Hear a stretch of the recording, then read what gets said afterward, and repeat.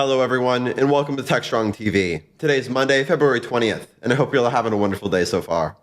I'm your host, William Willis, and in today's show, we're going to bring you some fantastic interviews with incredible guests from around the world. So stay tuned. As always, I'm going to start off with our Techstrong news recap, filling you in on the biggest tech headlines that are making waves. Then, we will air 2 sessions of the DevOps Experience 2022. In the first session, Rick Ward, CTO at Orbit's Edge, covers how the increasingly available next-level capabilities of terrestrial computers have added a desire and a need to carry out those processes and capabilities in space. Then, Stefania Chaplin, Solutions Architect at GitLab, will discuss how to stay secure to the edge and beyond by applying the principles of DevSecOps. Then, we will air a session of Predict 2023. In this session, Damon Edwards, Senior Director of Product at PagerDuty, and John Willis, Distinguished Researcher at Costly, will discuss how organizations can make real, measurable impacts to the business, emerging organizational models to ensure collaboration, and most importantly, how to communicate those wins. Then we go to Mitch, where he sits with authors and DevOps experts John Willis and Bill Bensing for a part 1 of a 2-part discussion on the creation and story of their new book on governance, Investments Unlimited. Then we have 2 episodes of View with Vizard. In the first episode, Mike Vizard interviews Grace Burkard, Director of Operations for IOXT Alliance, as Grace explains why having a cybersecurity baseline for Internet of Things devices used by consumers represents a significant step forward. Mike will then interview Shailesh Kumar, Senior Vice President of Engineering for ClickUp, as Shailesh explains what it takes to really be a successful software engineer in an era where building and deploying applications is more challenging than ever. And that's what we have coming up on this episode of Techstrong TV. So without further ado, let's get the show started. Enjoy. SecurityBoulevard.com is the leading resource for news, analysis, and education on challenges facing the cybersecurity industry. SecurityBoulevard.com covers all aspects of cybersecurity, including data security, DevSecOps, cloud security, application security, network security, security threats, and more. SecurityBoulevard.com has the largest selection of security content, featuring breaking news, blog posts, podcasts, and more. Visit www.securityboulevard.com to learn more. SecurityBoulevard.com, home of Security Bloggers Network. Hi again, everyone. Here are the headlines for February 20th. First up, in light of the emerging technology of artificial intelligence, the United States has launched an initiative to promote international cooperation for the responsible use of AI by militaries. The goal is to establish a set of guidelines for a rapidly changing technology that has the potential to change the way war is waged. The declaration outlines 12 points, including the need for human control and involvement for critical actions that inform them.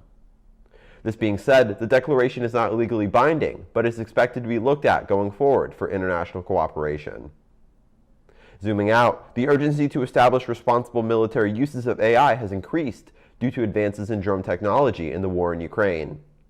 60 nations, including the United States and China, have called for action, urging broad cooperation in developing and using artificial intelligence responsibly in the military, highlighting the international urgency surrounding AI. Next, West Virginia has approved a $105 million investment for a renewable energy plant to be built by Form Energy in the northern part of the state. The construction of the plant on a 55-acre site is expected to begin this year, and battery system manufacturing will begin in 2024. Form Energy plans to produce iron-air batteries and is backed by notable investors like Bill Gates and Jeff Bezos. The plant is part of West Virginia's transition to cleaner energy while preserving its roots, and is accompanied by other renewable energy projects in the state. The investment is a significant step forward towards sustainability, and the project has a proposed state support of $290 million, with $75 million already invested in purchasing the property and starting infrastructure work. In other news, in order to address growing concerns over data privacy for its users in the West, TikTok has revealed plans to construct 2 additional data centers in Europe. This move comes amidst worries that the app could potentially harvest user data and potentially promote pro-China propaganda. TikTok has finally stated that they are finalizing plans with a third-party provider to build a second data center in Ireland, while discussions are also ongoing about a third European data center. TikTok has approximately 125 million monthly active users in the EU, exceeding the new threshold for extra scrutiny under new digital regulations that will take effect later this year. This being said, other major tech companies such as Google, Twitter, Apple, Facebook, and Instagram will also be subject to increased scrutiny from the EU based on their monthly user counts. Next up, Tesla will be recalling nearly 363,000 vehicles that are equipped with the full self-driving software. This comes following the U.S. National Highway Traffic Safety Administration identifying the program as a crash risk.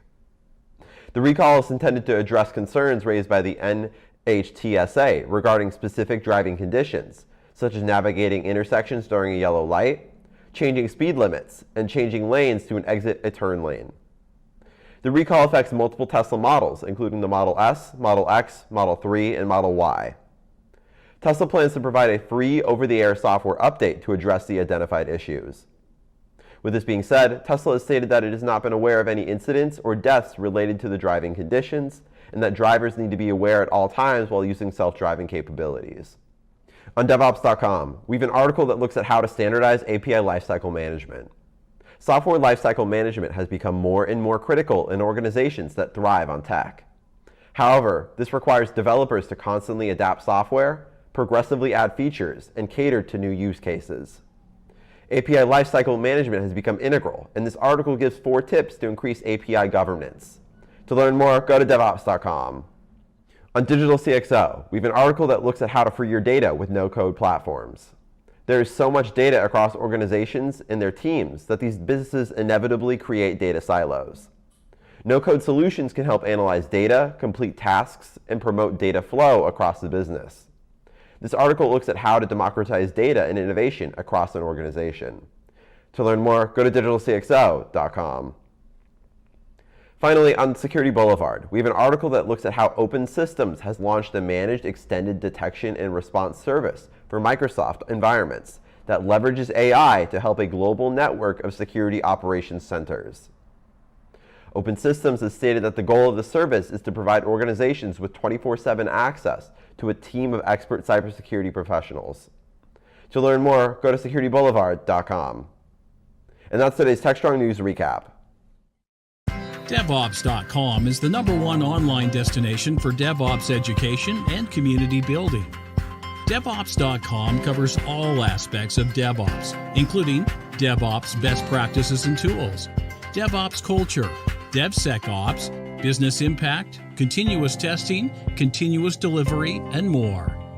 DevOps.com has the largest collection of original DevOps content, featuring breaking news, blog posts, podcasts, and more. Visit www.devops.com to learn more. DevOps.com, where the world meets DevOps.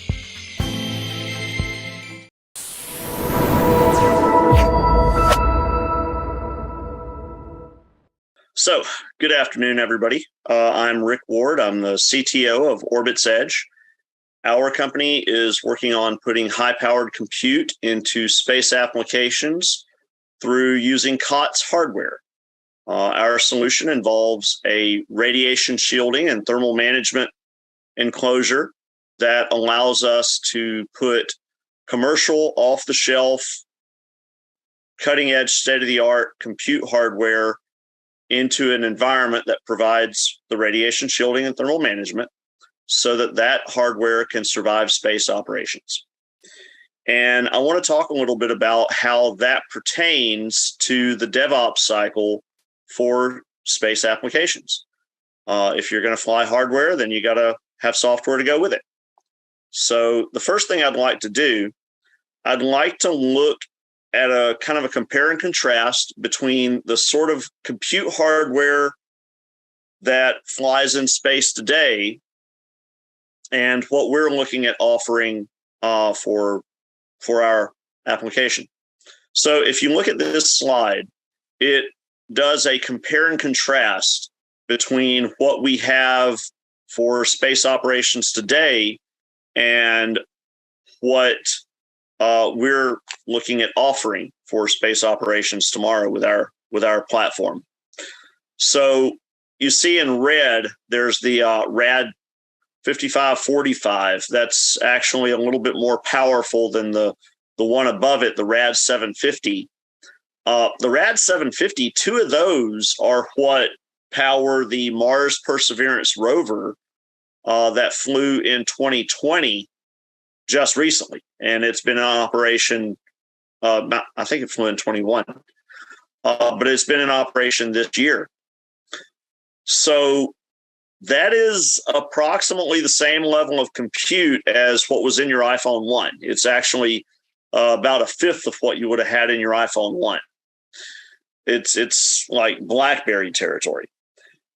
And that computer flew, it made its first appearance on Earth in the mid-90s, in the early to mid-90s. So what we're really doing is trying to close a 20 to 30 year gap between current state-of-the-art today and what flies in space applications today as well. So by doing that, we're looking at flying current compute. And with Moore's law, the changes are just more striking over time. It's like interest. So the consequence to flying this old hardware is really visible in the software development. You have very low processing capabilities and rudimentary storage as well. So in order to write program software, have rovers that are capable of doing work, you have to have a very niche set of programming skills. It's not the regular sort of programming that you would do in Rust or Robot Operating System or any of these other programs. You have to know you have to be very good at turning systems on, turning systems off, power management, cycle management, all this stuff that is getting into the arcane category. As a consequence, very few people do it. It's also a time-consuming way to build software because you have to be so much more precise in how your software works. You don't have a lot of room for slop. You don't have a lot of room for this is good, it'll work, let's ship it. Everything has to be very optimized. And even then you run into problems. And you have to do that with limited storage, limited processing, and limited capabilities in general. So what we're looking at doing by providing COTS hardware, we're also looking at enabling COTS software. That opens up a whole suite of new capabilities. By having this level of compute, we're looking at being able to take off-the-shelf analytics packages. We're looking at being able to run AI, trained AIs, inference models that you simply would not be able to push on something like a RAD 750 processor. It really does represent a sea change because in addition to making your software dev cheaper and faster, it also addresses or moves to address a very serious personnel bottleneck. There are not enough people who know how to do this more arcane form of writing. And there's a pretty significant population of people who are good and solid developers for modern compute. So this really does open the door for their skill sets to transfer into the space industry. So the current state of space compute is, like I said before, pretty rudimentary. There is almost no processing. There is little storage. Security is partly a result of obsolescence, and computers that are not really capable of significant, complicated operations that hackers can take advantage of. So one of the strategies is, for instance, for Earth observation, is to take the pictures when you're at specific grid coordinates and store as many pictures as can be stored until you reach your next ground station, and then burst all those down to the ground, delete whatever didn't get sent down, and take more pictures for the next ground station pass. That is a very direction-based programming method. The satellite is given very precise instructions, which it basically repeats every time it passes over the same area or the designated areas. So the process is not very complicated, not very sophisticated, and it doesn't allow things like autonomy. It doesn't allow systems that are able to interact with their environment in any real way. It is very much a directions-based approach. And this goes back again to that very, very specialized form of software writing that is time-consuming, expensive, and at the end of the day, the results you're getting out of it are not as impressive as the results you would get for putting the same sort of effort, same sort of time into developing software for a more capable set of hardware. One of the things that we're looking at is how we play into enabling autonomy for satellites. Orbit's Edge is working on putting COTS compute hardware, cutting edge, modern actual compute hardware, not today, but today, tomorrow, and into the future, by approaching it a different way.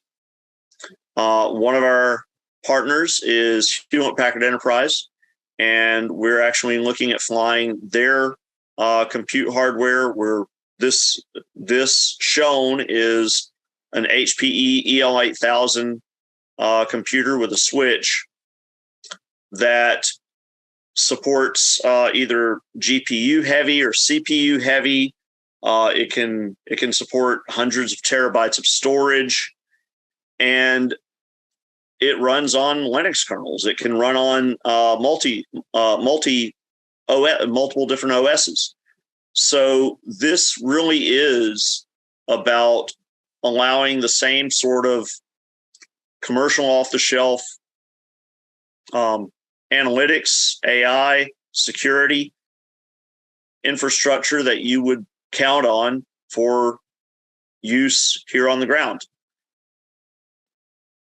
By putting that hardware in space applications, we are enabling the same sets of software for those space applications. And that really is not just faster and cheaper and more effective, but it's a far more sustainable way of doing business. It allows us to be more responsive. It allows us to use things that already exist or repurpose things that already exist. And it's also important for allowing companies that don't have a current space presence but realize they need one to get into that environment in a more timely fashion. They won't have as much of a lift to conduct space operations. One of the things we've said is that we are lowering the barrier to entry for space operations, and we believe that's going to be essential. We see space today as being kind of sort of where the internet was in the early 90s. Not a lot of major corporations had an internet presence. They were already moving data back and forth through the internet, but a lot of them didn't really look at it that way. But nobody really felt that they needed a website at that point. It was just a weird thing that people had, that a few people had, with a lot of overhead and a very small audience. And we feel that that's where space is right now. And we feel that in the next several years, a lot of companies are going to have space presences that you never would have imagined would do so. And we believe that this sort of architecture with our radiation shielding and thermal management application that allows COTS hardware to fly will be pretty instrumental in allowing those companies to leverage already existing skills and already existing DevOps capabilities to conduct operations in space.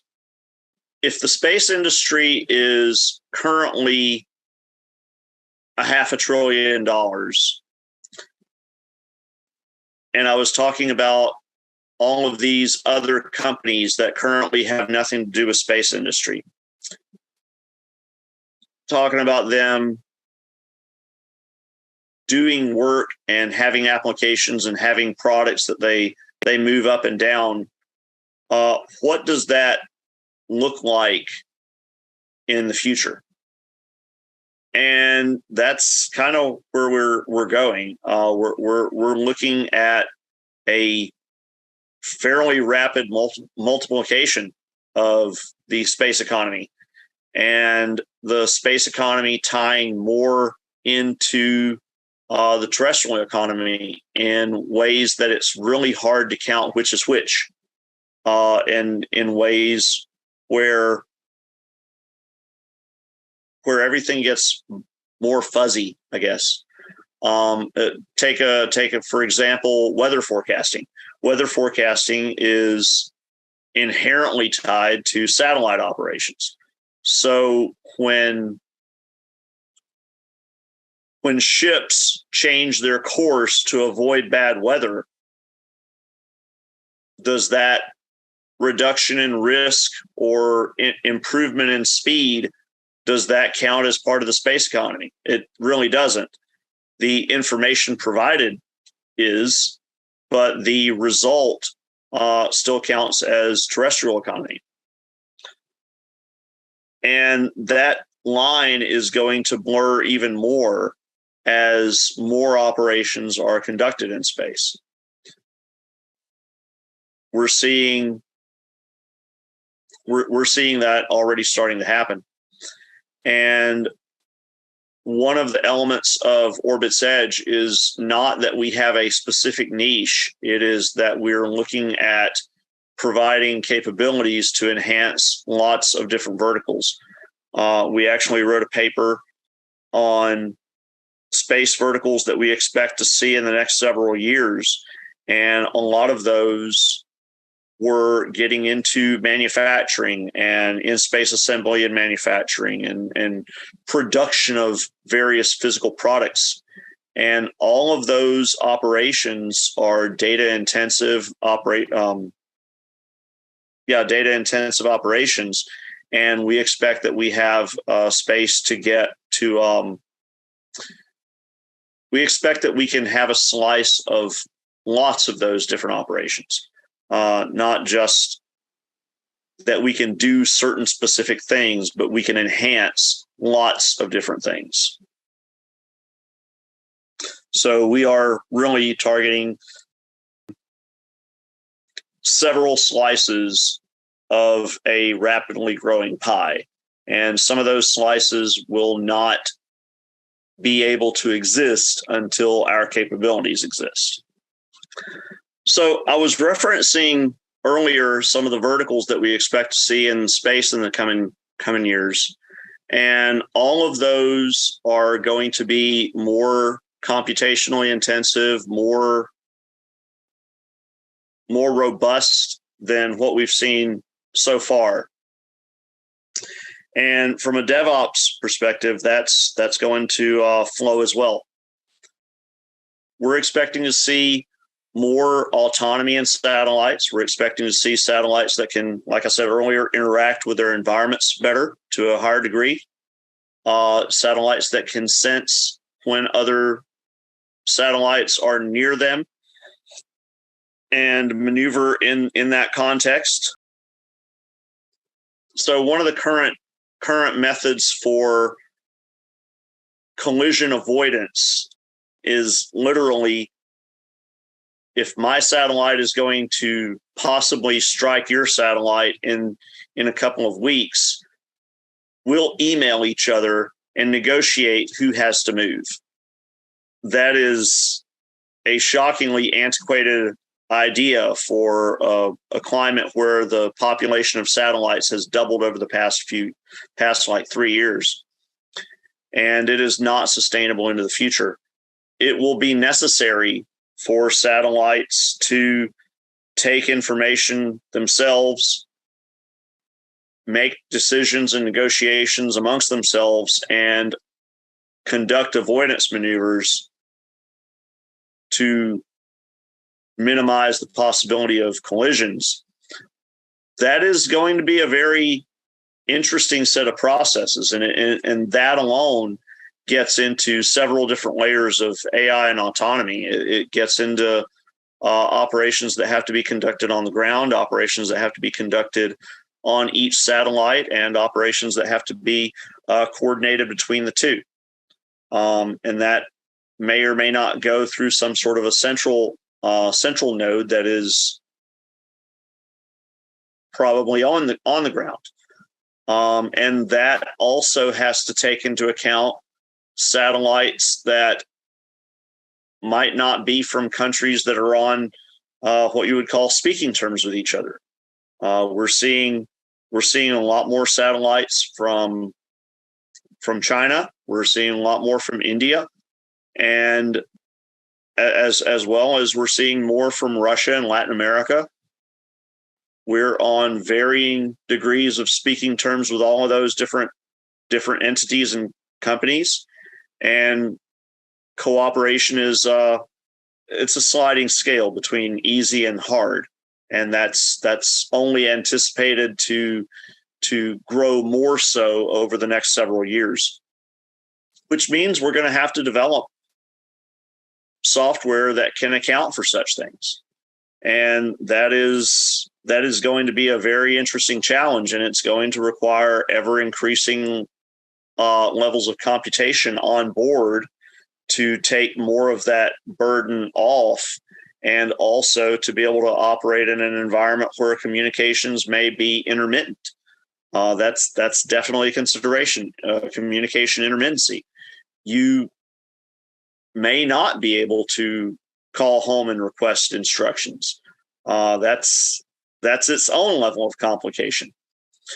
And then you have the rise of what we call ISAM, in-space assembly and manufacturing. And that is a very broad catch-all term that will definitely need to be dialed in some and differentiated in the future, because it consists of everything from constructing space stations to biologically 3D printing organs, and metallurgy, ceramics, optics, and everything in between. So you look at some of these processes where you're producing something, you're conducting what's called proximity operations or prox ops, where you're maneuvering two satellites to either close proximity to each other or you're docking them to each other. And that could be something where you're assembling space station modules, or you're assembling other things that are shipped up in pieces and put together into a one coherent unit.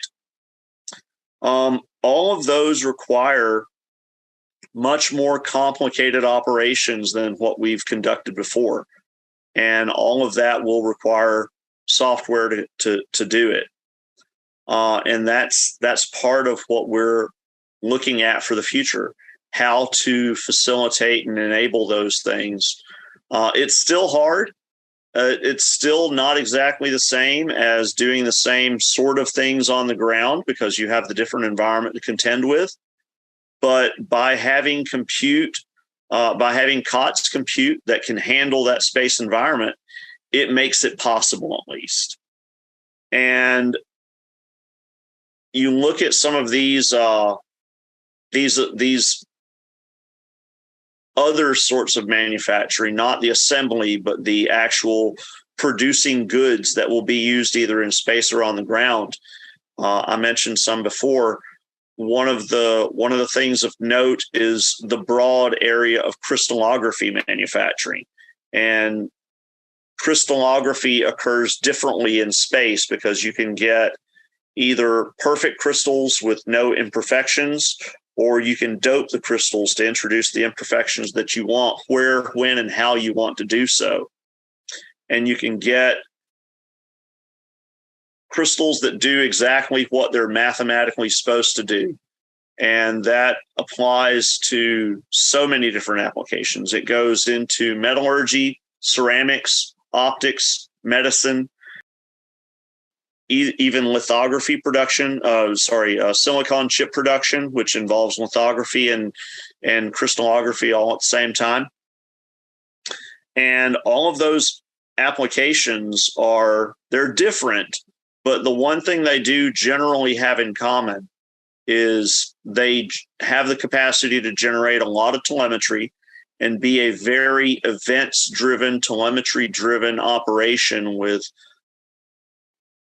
high possibility of failure and high rejection rates, and that can be tamped down by having a smarter process. And that's the sort of thing where you generate, consume a lot of data at that point at the edge, where the data originates, and you generate a high level of accuracy in the products that you create at that point. And there's tremendous value in doing that and doing it at a higher rate of success. And it's just going to be a fascinating time for anybody who is working on building software that helps drive these applications. It really is a fascinating time. I'm thrilled that Orbit's Edge has had the opportunity to be involved in this, and that we're going to be involved in it going into the future. And I kind of envy anybody who is young and entering into this field right now, or anyone who is mid-career and looking at how they can port their capabilities over to this new environment and make just such an outsized impact on the world we have.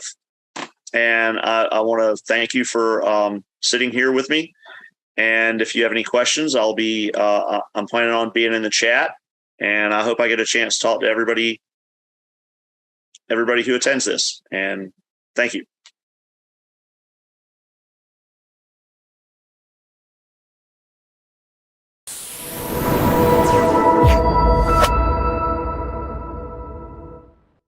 Hi, everyone. Thank you for joining. Good morning, good afternoon, good evening, or wherever you're watching the recording from.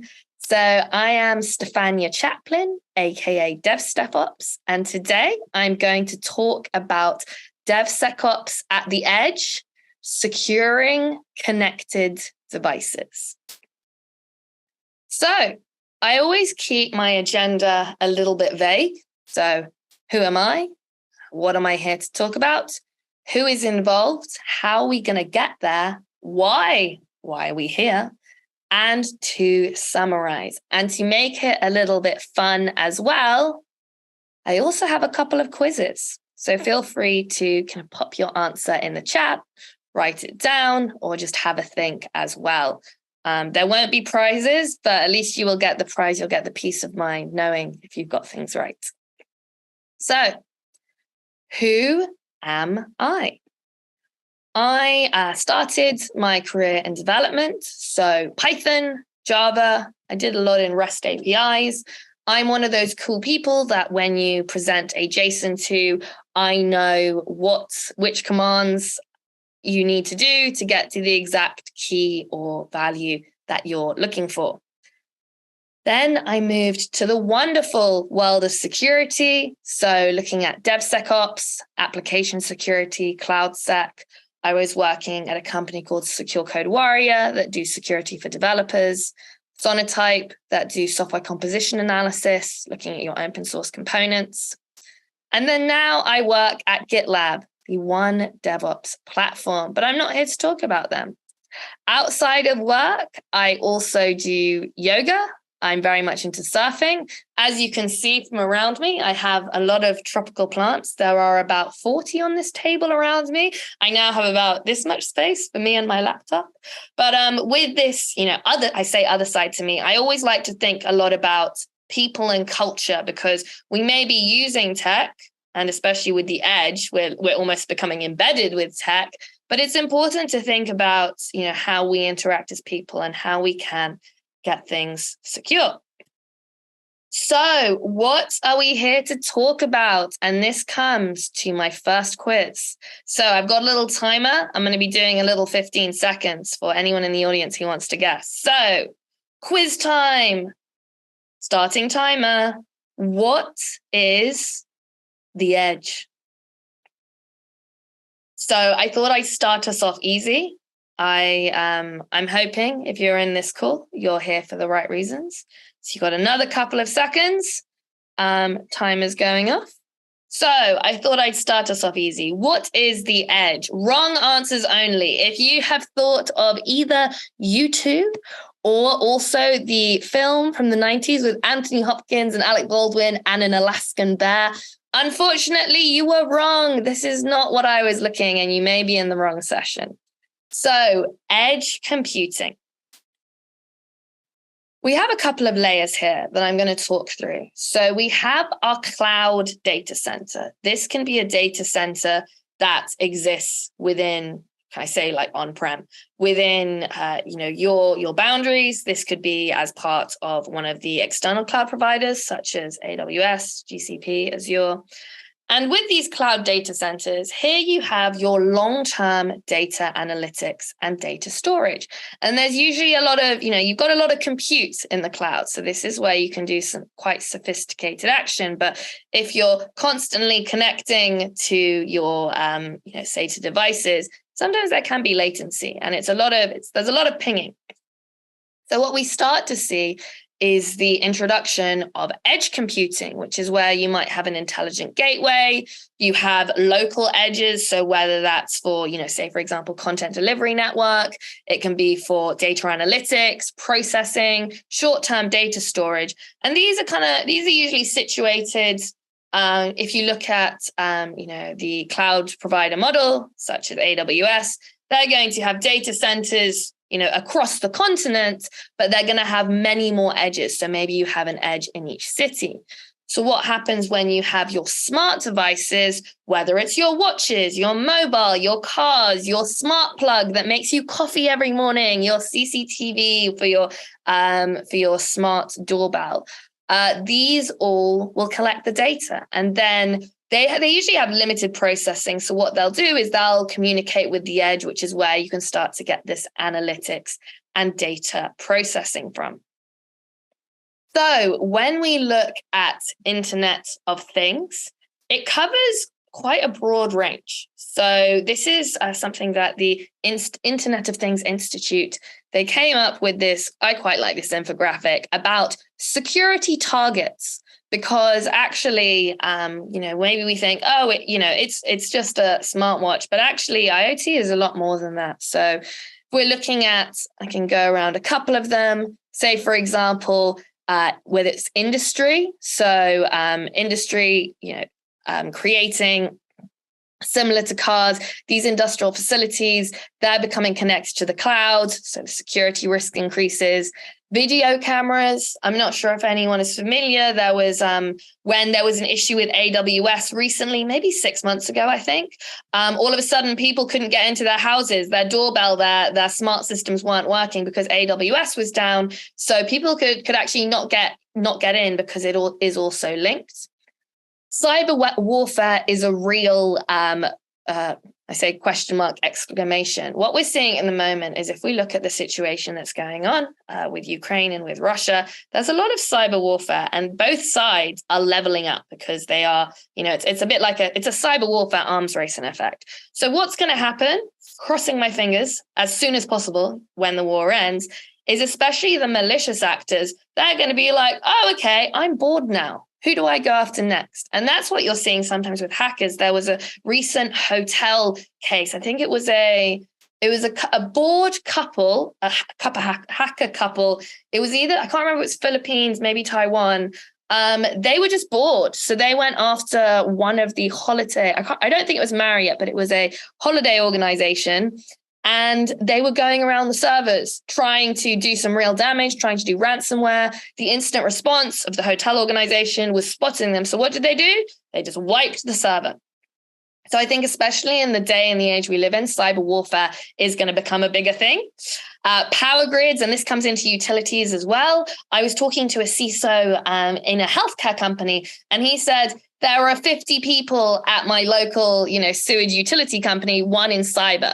If hackers start going after, electricity, after water, after sewage, this is going to be a big problem. And this kind of links to kind of buildings and cities. As IoT becomes more and more, as we become more and more embedded tech within our environment, we need to do it securely, because whether it's not being let into our houses, whether it's, our robotic fridges malfunctioning and turning, all the heat too hot or too cold, it's going to be a case of we really do need to secure at all levels. Which kind of leads me on to medical devices. My mentor, actually, his father has a pacemaker and he does a lot of speaking, and he often says, the thing about pacemakers, are you thinking about what open source is going in there? Yes, the pacemaker needs to call the hospital, but presumably, Bluetooth, Wi-Fi, but is that being done securely? What if someone could hack a pacemaker? Similarly, air travel, there was an open source component. I think it was, I can't remember whether it was Common Collections or Struts. It might have been Struts or Java components. They knew they were using the vulnerable version. And for like 60 days, every plane, when it landed, had to have a little quick reboot and then was going out so that it wouldn't be hacked. And so when you look at this kind of along this spear, from all the way from industry to retail to cyber warfare, buildings, personal data, etc., it's everywhere. So it's really a case of, now that edge computing is going to be everywhere, how do we use the lessons that we've learned from DevSecOps to keep things secure? So next quiz time. Did this load? Oh no, sorry. Next quiz time. What is DevSecOps? Gonna give a little answer. Little answer. You're going to have a little 15 seconds to go here. Like I said, I do like to start off easier with the questions. We are going to do a couple which are a little bit harder. Another couple of seconds here. Okay. And there goes my alarm. So I quite like this definition. DevSecOps stands for Development, Security, and Operations. If you got that right, well done. Everyone gets a gold star. But actually, I quite like this definition because it involves a lot of things. So you've got culture, you've got shared responsibility, integrating security, automation, platform design across the entire IT lifecycle. So it's a lot more holistic view. It's not a case of, I would like to buy one DevSecOps, please, or let's just do security scanning in the middle. It's about people, it's about culture, shared responsibility, automating, etc. Because, like I said, this is the thing about DevSecOps. You're going to have your developers who are usually involved in development, and security is not just a case of scanning in the middle. It's about having it throughout. And you have ops on the side. So examples of the security, maybe you have threat modeling and planning. Maybe you have IDE scans. You have scanning capabilities within the IDE. as you're building, running all your tests. Maybe you run unit and functional tests. Well, are you looking at your scanning, your open source, your code that you're writing? Are you doing dynamic testing? Are you testing your APIs? And especially with Internet of Things, APIs are going to become very important because it's how we connect areas to each other. Looking at ops. So on the ops side, this is where we're going to get, for example, logging and monitoring is very important. Incident response is very important. Making sure that we know, when we get hacked, we can react as quickly as possible to stop any bad actors in their tracks, and ideally trace them, and then, have justice, etc. So, and why? Why is this important? Why do we talk about DevSecOps? Because this is a chart, the relative cost to fix bugs based on time to detection. This is where shift left comes in. This is some of the emphasis of DevSecOps. It is a lot cheaper, easier, and faster to fix things in, whether it's requirements or coding, than it is once it's in production or post-release. So common pain points that we will have at the edge. Data privacy is a really big thing. Especially, it comes to my second point now, it's personal, but when we're dealing with edge computing, it's a lot more B2C, it's a lot more consumers, especially when they're wearing these devices or using them on a regular basis. I say now it's personal with a shark. I actually found that quote is actually from Jaws 4, even though I thought it would be from somewhere else.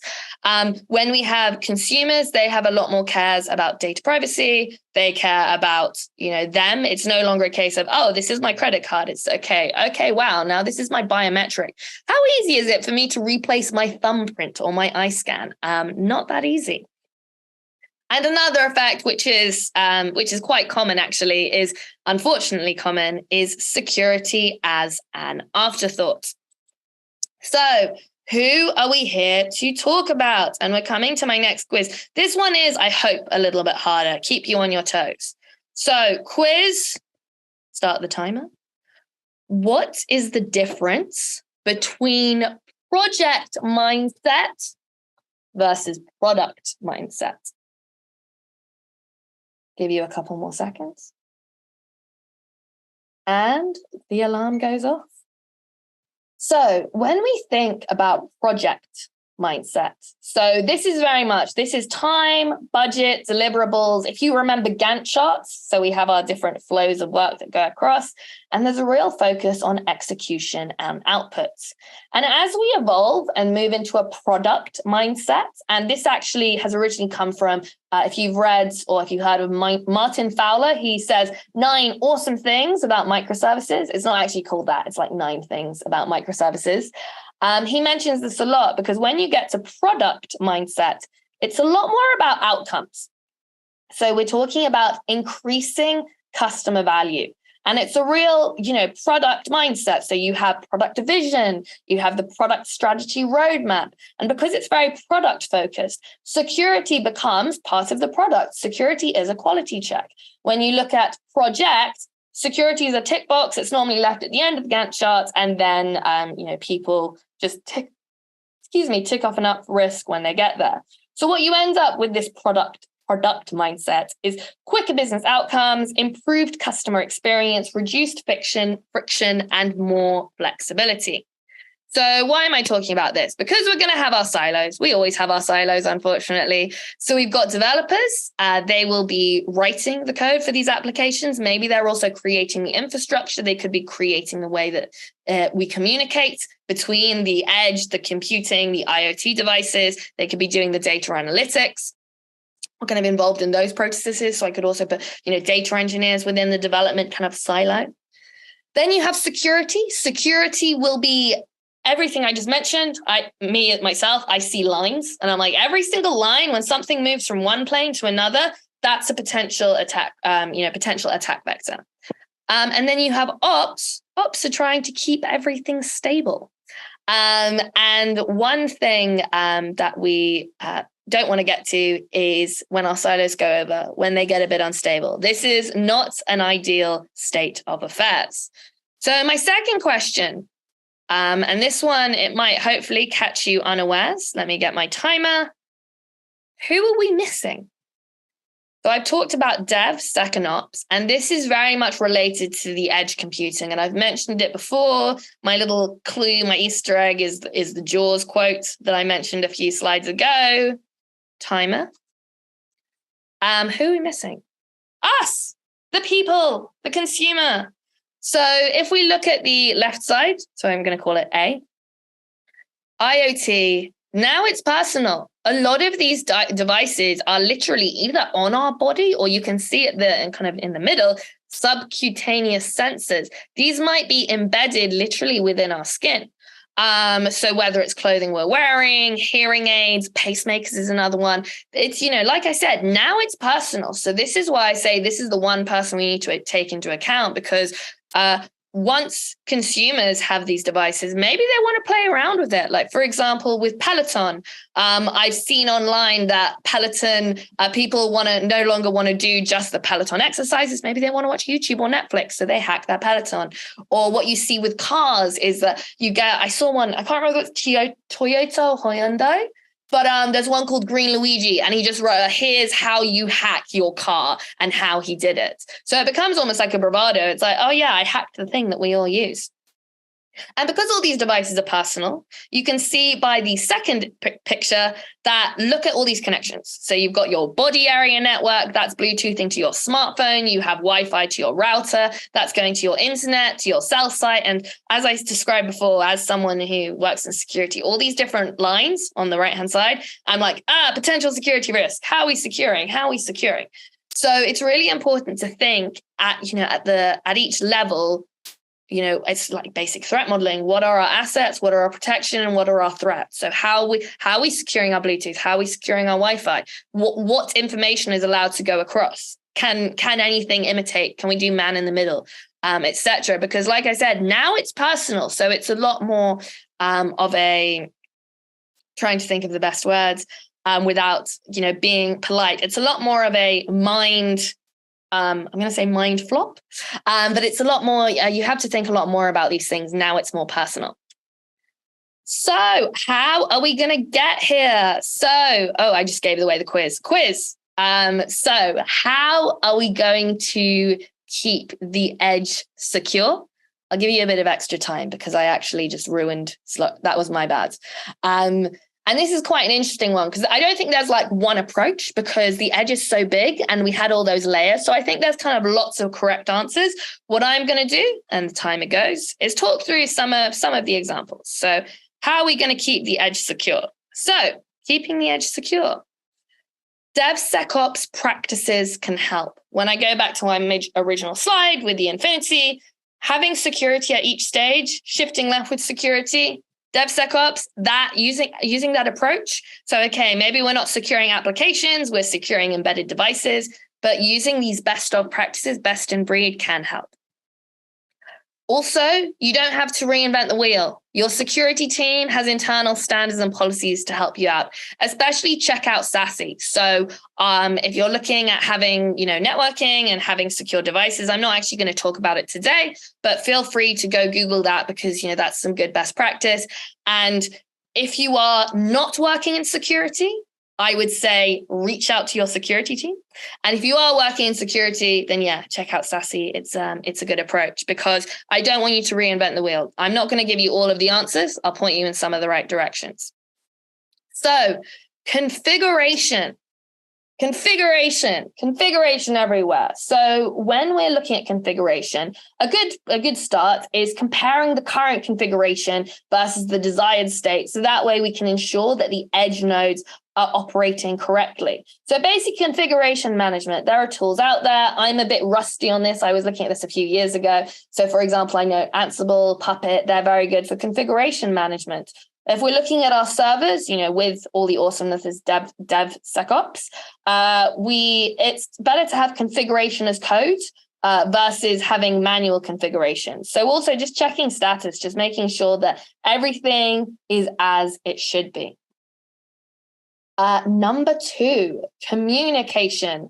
So I talk a little bit about encryption. There are a couple of things that you can do. So ensuring that all your communications between edge agents and management hubs are encrypted.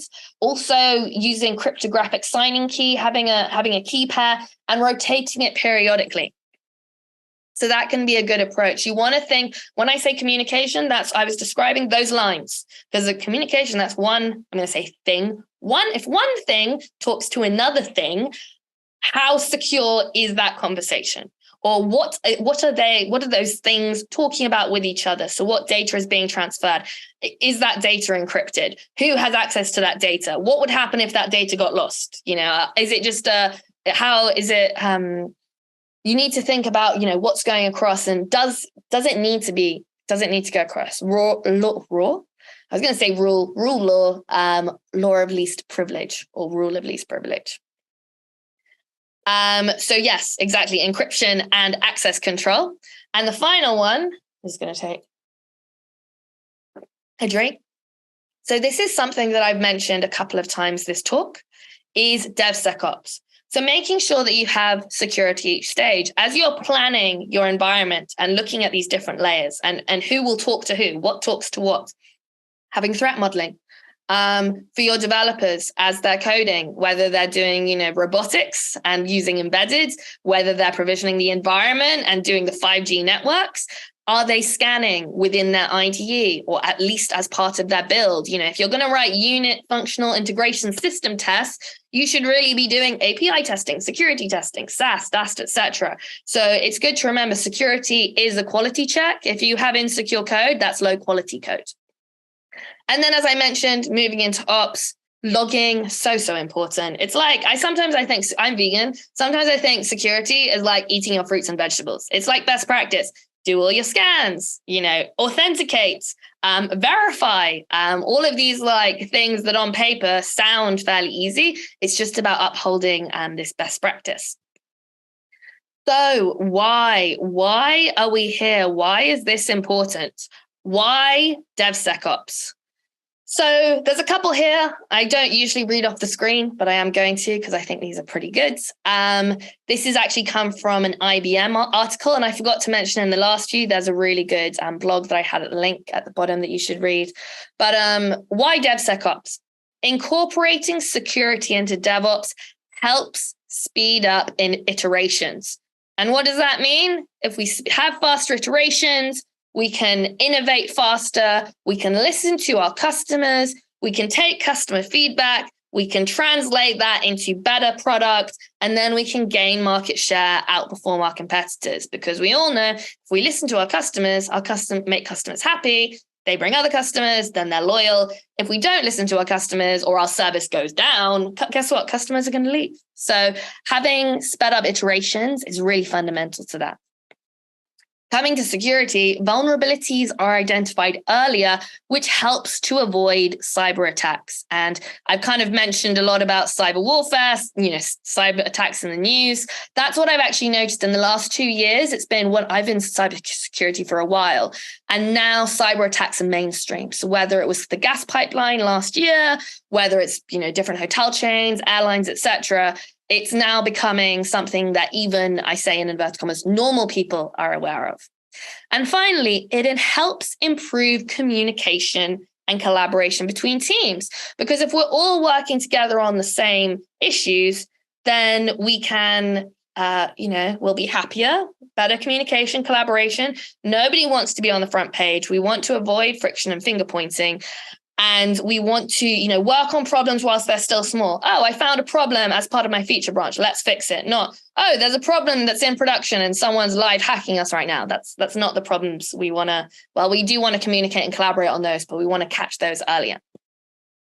So to summarize, have security procedures in place for all assets, edges, and devices. I often talk about asset management. If you're working in an organization, you're going to have a list of all your people, I hope. HR probably does. They're going to have contracts. So do you have a list of all your hardware? Do you have a list of all your software? And within that, for example, if you're using cloud, if you have Lambda processes, processes that have power, these different lines that I've mentioned so many times, Do you have a list? Do you have security procedures in place for all of those so that you can, make sure that you're secure for all edges and devices? Second one, focusing, I say on my 3 C's. I've mentioned them. So configuration, communication, and encryption. So especially when it comes to communication, you'll probably notice this thread. Maybe I should have had a massive line here. But when we're traveling through these lines, through these data flows, information flows, are we encrypting? How are our configurations? How are we communicating? And finally, reach out to your security teams. They are your seat belts. I heard a great analogy. Security teams are not your brakes. We want you to drive as fast as you can, but they're your seatbelt. We want you to do it safely. So thank you so much for listening, for joining. Please feel free to reach out on my website. I've got my email, Twitter, LinkedIn. Always welcome to hear feedback. I do a lot of public speaking. So if you want me to come to your company, to your event, to your children's school, I'm always up for improving diversity or evangelizing security. And thank you so much for your time, and hopefully see you again soon.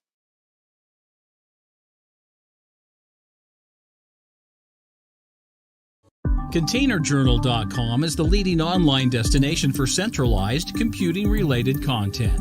ContainerJournal.com covers all aspects of software containers, from container management, data management for containers, container security, networking for containers, to the entire container ecosystem, Kubernetes, microservices, serverless, and more.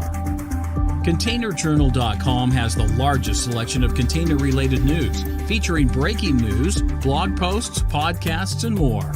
Visit www.containerjournal.com to learn more.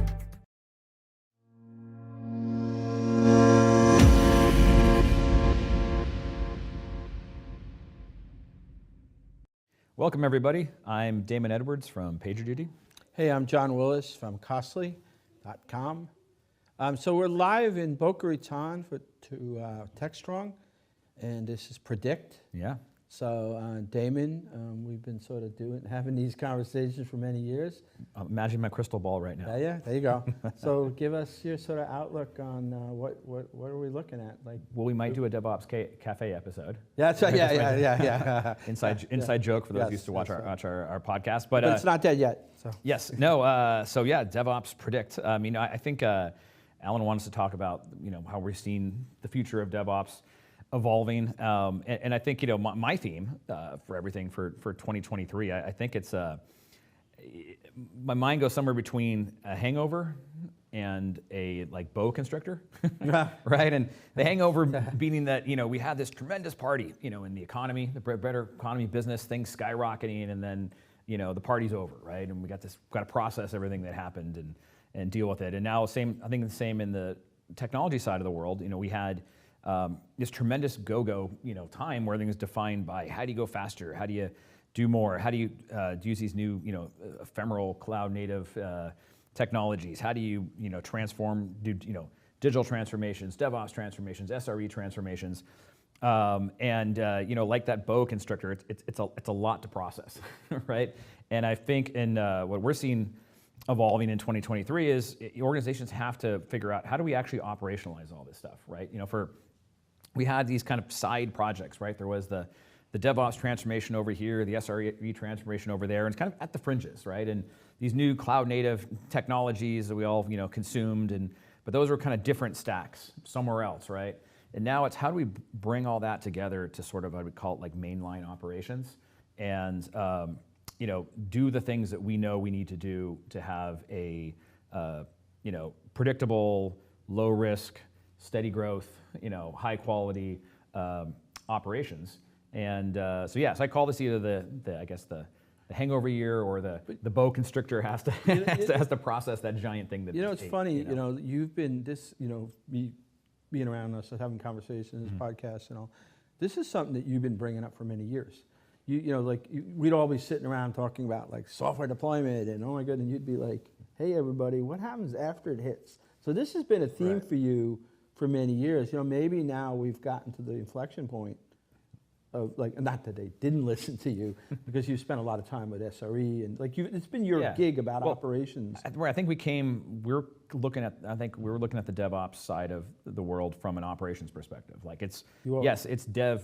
A lot of the DevOps conversation was dev towards ops. Like how do we launch this new thing? How do we get to Kubernetes? How do we launch this new digital? How do we, whatever it is, it's like how do we do the new and how do we do it faster and how, versus looking from the other side, which is how do we operate this, right? If you think about, operations, it's the history of success, right? It's everything you've accumulated along the way as the business has been. The legacy of success. The legacy of success, exactly. And so now it's like, okay, well, everything has to work at once. You can't have this idea where it's like, oh, we're going to do the new. Let's just cleave this and just start a new team, block everything else out, and go make it happen. This is like, but we can't do that because everything is still in this, this world that we, operational world that we live in. So, I think, that is kind of a major theme that we're, that I've been seeing, and I think is gonna accelerate because it was always there. People were being responsible, but it was sort of a secondary concern to the go-go, right? Now it's, wait a minute, like, we have to operate efficiently, right? We have to conserve, we have to get the most out of our cash, right? But what is interesting is, they're saying we have to operate efficiently, get the most out of our cash. We have to finally bring the auditors in. We can't hold them off anymore, right? We have to, the regulatory issues, the control issues, the security issues, like we have to clean all that up, right? We can't say, well, that's in the future. But at the same time, we see companies doubling down on their digital transformations, right? It's one of those like you invest in the downtimes, they say fortunes are made in the downtimes and collected in the uptimes, right? And I think that message is pretty strong where they're saying, hey, we got to cut headcount, we got to control the costs. Because a lot of people were hiring two years ahead, right? So now it's like we got to get that back under control, but it's not a batten down the hatches, go into hibernation mode. We see it as like companies saying we still need to go faster. So we need to actually invest more in the future now. But I think we're also hitting that limit where investing more in the future requires operational excellence, operational discipline. We need to optimize now. We're not going to optimize. If you like to cliche a history of DevOps. Maybe we really are in the optimized phase now. I think so. I think it is. I think it's less about inventing a new future and more about making the new future fulfill that we've already kind of built, right? It's just not evenly. It's the whole idea of the future is here. It's not evenly distributed Gibson, yet. Now it's actually we got to actually distribute it evenly. And I think on the operational side, what's fascinating is we've had this this rapid rise in true complexity, right? That complicated like an engine and a motor, you can model it. You know what you're going to do if you change things. And our systems used to be a little more like that. And now with the digital transformation world, we've pushed everything together, and we're dealing with somebody else's infrastructure everywhere. These different cloud and SaaS services we use. We have we're encouraging people to remix and use APIs. So now our user traffic went from being mostly unpredictable to often wildly unpredictable. So we've arrived at assembling truly complex systems, and that just means there's going to be more unplanned work because it's more unpredictable. More unpredictable, Yeah, and at the same time, we've sold, I think ourselves, this idea that we have to go faster, right? And we've raised the expectations within the business of how fast things should move. And that's the normal now. That's the normal, right? Exactly. That's the expectation. And also, I think to double down on that, we've raised the expectation from users. Like everything should be always on, always available. Fast response, right? That from a business, the people you do business with should feel like they're very responsive to your needs. I don't mean just website response. I mean like new features and changes in things. Definitely when things are broken, right? So it should feel very responsive and fast. So now we've got more complex systems, and we've got a greater speed demands, which just means a whole lot of unplanned work. Just things pop up. Even in project work, it's like, we didn't expect that. We need to do this now. So it's more complex. You've raised the sort of, the bar of what you can expect. And it's like the elevator thing, right? Like, think about somebody going in the future and somebody complaining about going 25 floors and it took so long to get there. That's a good point. That's a funny point. So that's what we're, and really this, and if you think about work, unplanned work, right, is the killer in most organizations. It is that, it's the not recognizing and planning for the unplanned, right? Like it's like the Dominic de Grandis stuff, like it's the thieves, the time thieves, the thieves, right? Yeah. It's the not sort of recognizing that it's something that you need to try to get your hand, like assuming it doesn't exist is a danger point. You know what it is? It's funny. It's kind of like every time we've come out with a new sort of technology, trend or whatever it is, right? Like nobody thinks about the operation side of it, because they're like, oh, it's going to fix that problem. That's right. Yeah. Chef and Puppet, we're going to fix, right? We're going to fix. We just needed a source repository and a polyglot, operations developer person, and then make a million servers dance. And if there was a problem, they'd check in the fix. No, it's and a million servers would fix themselves. It's the antithesis of complexity, right? Which is this deterministic view. That was my biggest problem with Chef and Puppet, not to go too far off the reservation, about what Mark Burgess had tried to do with Safe Engine, which was his play was that Chef and Puppet, and I think DevOps in general, is this deterministic view. If we do all these things, and we're so quick at repeating, to throw the server out the sixth floor idea, there's a danger in that, because you're thinking deterministic. Like it'll be like, to your point, which is the flag you've been running for years, which is what happens. Which is always the difference between, so development, it's a great point. I mean, actually, J. Paul Reed does a great job of doing a whole presentation about this idea, but when you're in the development side of the house, it's writing code. Does it compile? Does it not? Does it run or does it not? Right? Yeah. And if it doesn't, you can find out why. Right. So it's a very deterministic mindset that you're in. Delivery is deterministic. I check it in, it builds or runs or it doesn't, and I can debug why it doesn't run. Right. Whereas operations side of the house is completely, stochastic, right? It's completely, so you have to deal with the unexpected. And I love, actually, quoting somebody else, Charity Majors had this great, I love it, which is like, she's like, operating complex systems, or something, is paraphrasing that part, basically, or, complex online, services, is a never-ending stream of seemingly impossible failure scenarios. So like stuff you would never plan for. Yeah. You haven't, and going back to, before you get to that, going back to what they're talking about, folks like, and he was talking about Netflix. They've invested, probably billions of dollars at this point in the idea of reliability, right? And he's like, they don't have. He worked there. They don't have fewer errors. They have weirder errors. Yeah. right. So it's like, it just the idea that the more complex our systems get, the more unpredictable they are, which means human beings have to get involved in operating those systems. And our old method of, we got these functional silos, we'll open up tickets and route them between them. Or just hit a button and we'll make it so. Well, so hit a button will make it so is not reality, right? We haven't been able to do that in any other high consequence domain outside of technology. Spend billions of dollars, thousands of millions, maybe of man years, right, or person years, and haven't fixed that problem.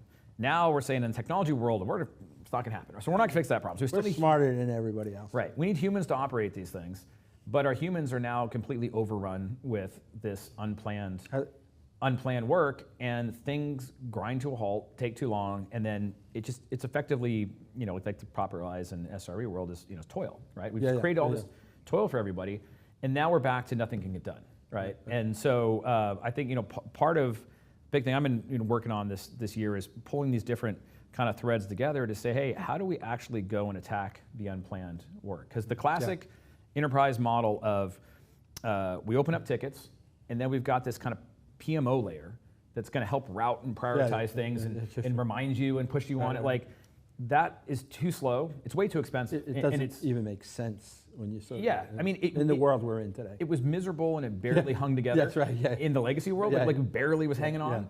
But in this new, the complexity of our systems we built, and the expectations of speed around change and speed around customer responsiveness to customers.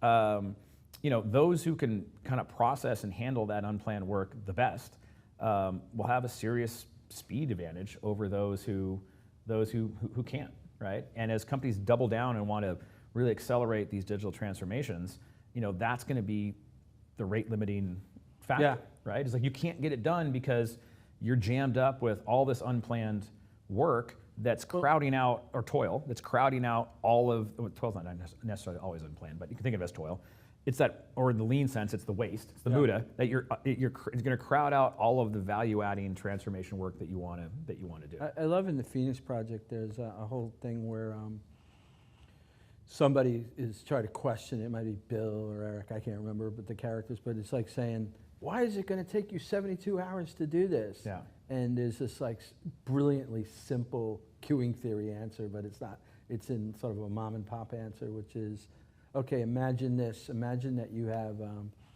you're 90% busy, and you got 7, my math is going to be terrible on this, but like you've got like 7 different dependencies. Right. And so each dependency is going to be in a queue of a 90%. Yeah. And like it just adds up to the hours. And that's the vision. That's what Dominican did really good. It's about your point about planned work. It's not just that it's unplanned work. Yeah. It's and it's the complexity with the unplanned work. Yeah. And then it's the complexity of the dependency tree. So I would do one of the things I would go into is interview these companies and I'd say, how long does it take? Like what do you do? Blah, blah. Yeah. I said, how long does it take you to do that? Like 15 minutes. I'm like 15 minutes, really? Right. What's Like, the real cycle time? I said, well, how do you get like authorization or file? It's like, oh well, I got to send that off. And in the end, they didn't count that time. Yeah. So it actually took them 72 hours. Right. But in their mind, it was 15 minutes. And the way they reported it from a PMO or whatever was 15 minutes. Yeah. So you like this dark work. And I think and I think so. It's really there's two problems, right? One is or two solutions, I can say. What two things you need to address. One is around the automation side of things, right? And it's not just automation for, people think of automation like to deploy, to go do something, right? But really, I'd say one of the most important is automation around context, right? How do I diagnose something? How do I get the health checks? How do I use tools to improve the context that is coming through to the human? Because we still have this sort of hubris of like, oh, well, I just need root access and some monitoring and some log access, and I can figure it out, right? But literally, you see, when not just incidents, any sort of critical work, you need to respond to either failure demand like an incident or a value demand like a customer needs something or spot an opportunity. Sure. Having understanding that context is where most people spend their time, right? From the signal something has to get done to the I'm trying to figure it out, you're trying to figure it out. I think you checked this, you think I checked that. Turns out we checked something else. We go round and around, and it turns out no, we had to call Alan, right? It was that's right. Right. So automating the ability to collect and process that context is a huge part of it. So and also we see a lot of automation efforts focus on like kind of these little atomic things at the edges. So you need self-service, right? You need self-service to keep a lot of this stuff off of people's plates. But a lot of times you see around the edges what they're automating. Like, oh, I need a new laptop, or oh, I need a new VM, or some of these little kind of atomic actions. Right. And I think the next step is creating that self-service to do things, but in a collaborative way. When it's like, oh, we need to collaborate amongst these different folks, right? So actually, truly collaborative work. And the goal of that is to reduce those coordination costs, right? And that's people talking about the academic side of it, right? Is looking at what does it take for multiple people to joint activity to accomplish some common goal, and there hasn't been a lot of attention paid to that. People think about automation sort of like, oh, how do I automate this process? Right? Or how do I automate something for this person to do their job faster? Not how do we use automation to make decisions and take action in a coordinated way? Because on a complex system with all these different parts, it's rarely one person can solve the problem. Never, right? It's always like I got to bring in 3 or 4 people. Yeah, a large top 5 bank, a major outage. It's a war room for sometimes a day and a half. Well, that right, but at least then you can say, then you can say, hey, that was a major outage, like all hands on deck, right? But what happens when you log into the simple? You go to the Zoom call for the Slack room for the the P2 or P3 or P4 bug, and there's 30 people in there, right? Trying to figure it out. Like that's where it gets extremely corrosive. And if you got 30 people on a P4 call, you've got too many. You got too many employees. It happens all the time, right? And because half of them are just it's that. Everyone's in this sort of unplanned, work. It's chaos. Work mode. It's a chaos. We like to think of us as scientists, and we are. I mean, not to go too far, the Rother or even Deming, but like we don't actually act like, we don't apply scientific method. We literally have these chaos interactions. You know, one thing I was going to mention is, I think the best illustration of that complexity, and again, it's large scale outages, but it's, to your point, it happens on P4s even, right? But is John Allspar's capstone, his master's degree, where he took a couple of outages at Etsy and just showed like all the stuff that interacts. I mean, he tried to create heuristics around it, but the point was just reading that paper of like major outages, what the Slack channel looked like, what the responses were, all those things. It's a real great illustration of academia and a real world Etsy of like what you're talking about. Like this is the complexity that we deal with. And so if we can, I think we're destroying the set here. So, that's right. You know, I think, but I mean that's a big. So when it comes down to it, and we're saying, hey, what do we have to operationalize? Like what, you know, and by the way, it's not a boa constrictor; it's a python that swallows. Yeah, I was wondering, but hey, you know, I'm going with the flow. Zoology is not our thing, or whatever that term is. Yeah. So it's that idea that, you know, so what do we have to do, right? And you know, part of it is there's just plowing forward with the cloud migrations, plowing forward with these new kind of technology, making the new stacks, right, that we were building, the default stack for organizations.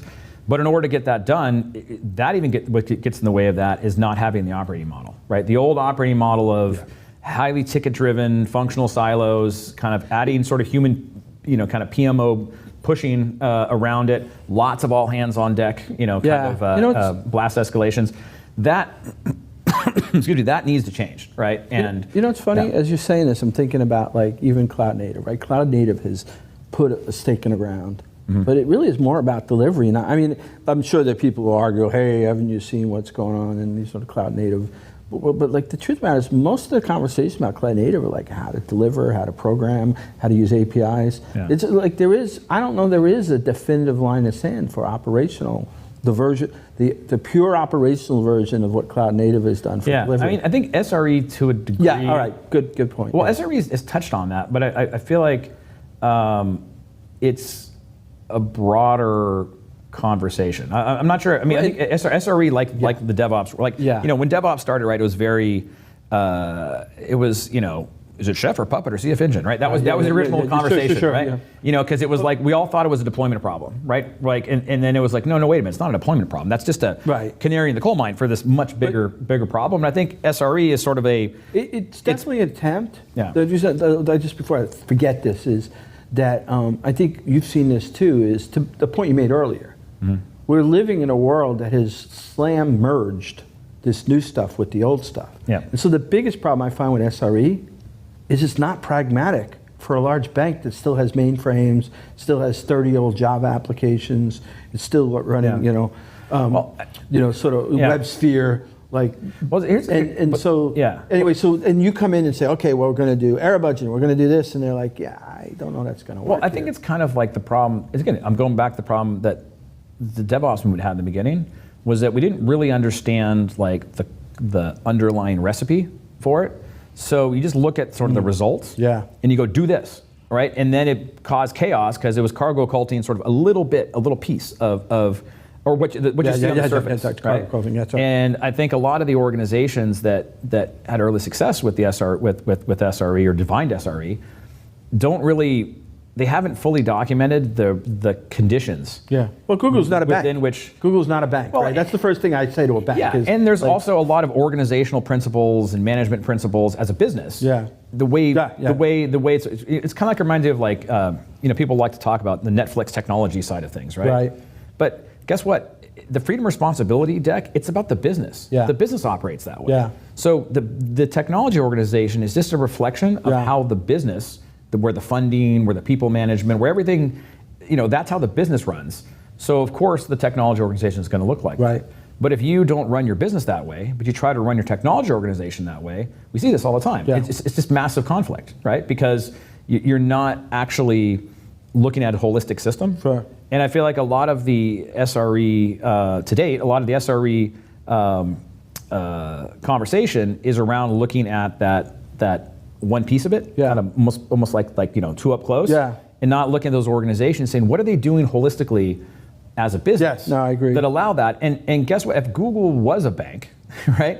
They would organize themselves differently. It would have been different, yeah. But they still might have the same result, yeah. right? It's just, someone could say, hey, what if we built a bank today and we built it along the same management organizational of things of, Netflix. Yeah. It wouldn't look exactly the same because it's a different business, but it would probably get And to be clear, I'm not saying you can't do SR in a bank. It's just that, like, to your point. Yeah. So let's bleed into Yes.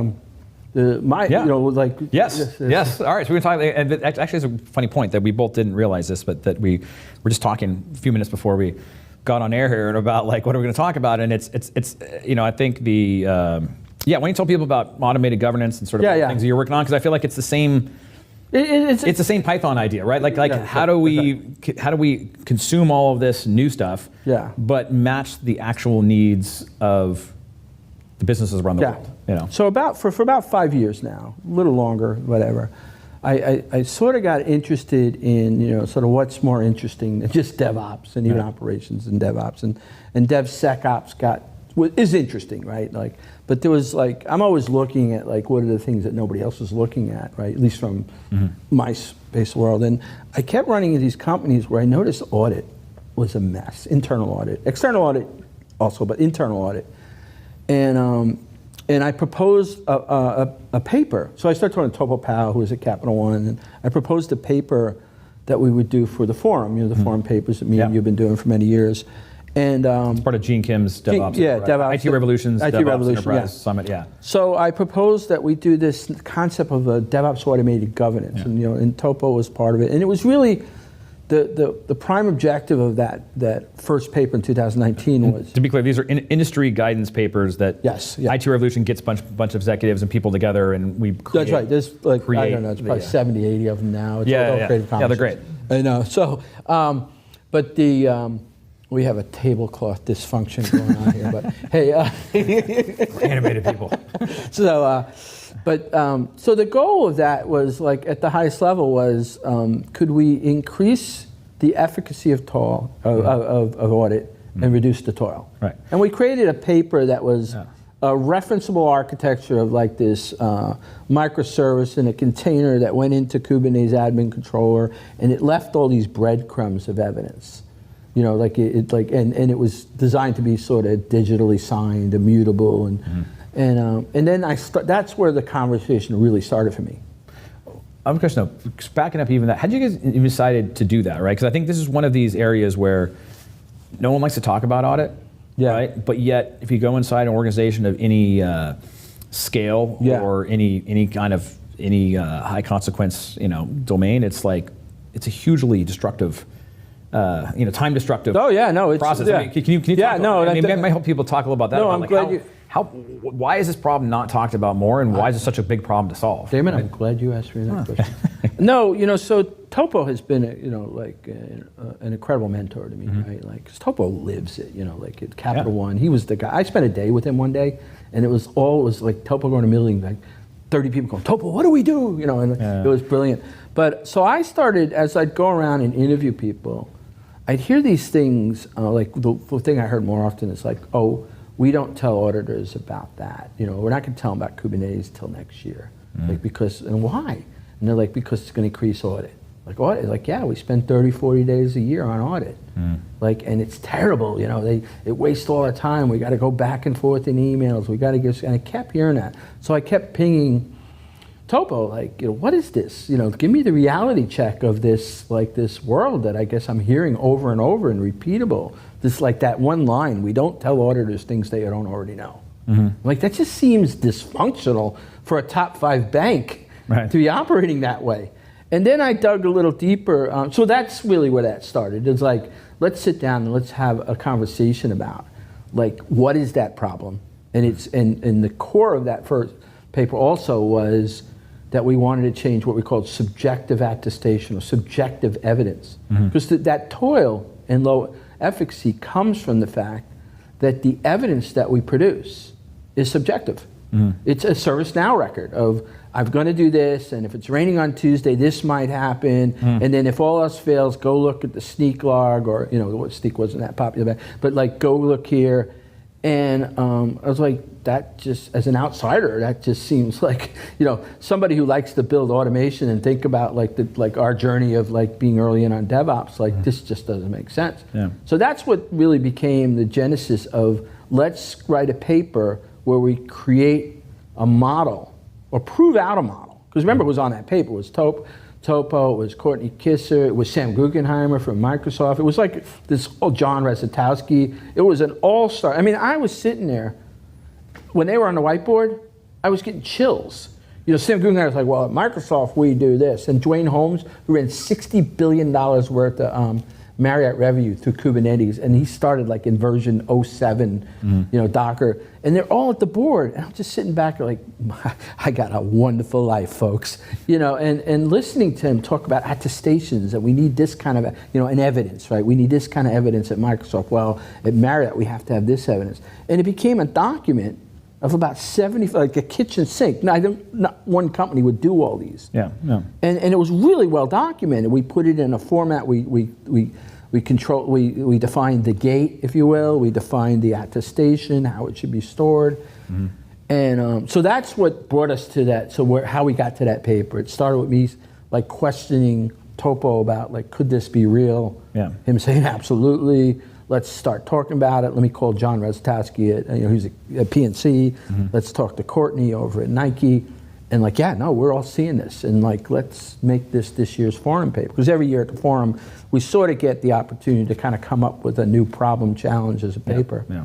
And that's when after that came out, the sort of level of my conversation increased. And the place I went to pretty quick after that, and he's doing a whole set of presentations about the blurred and broken lines of defense. Mm-hmm.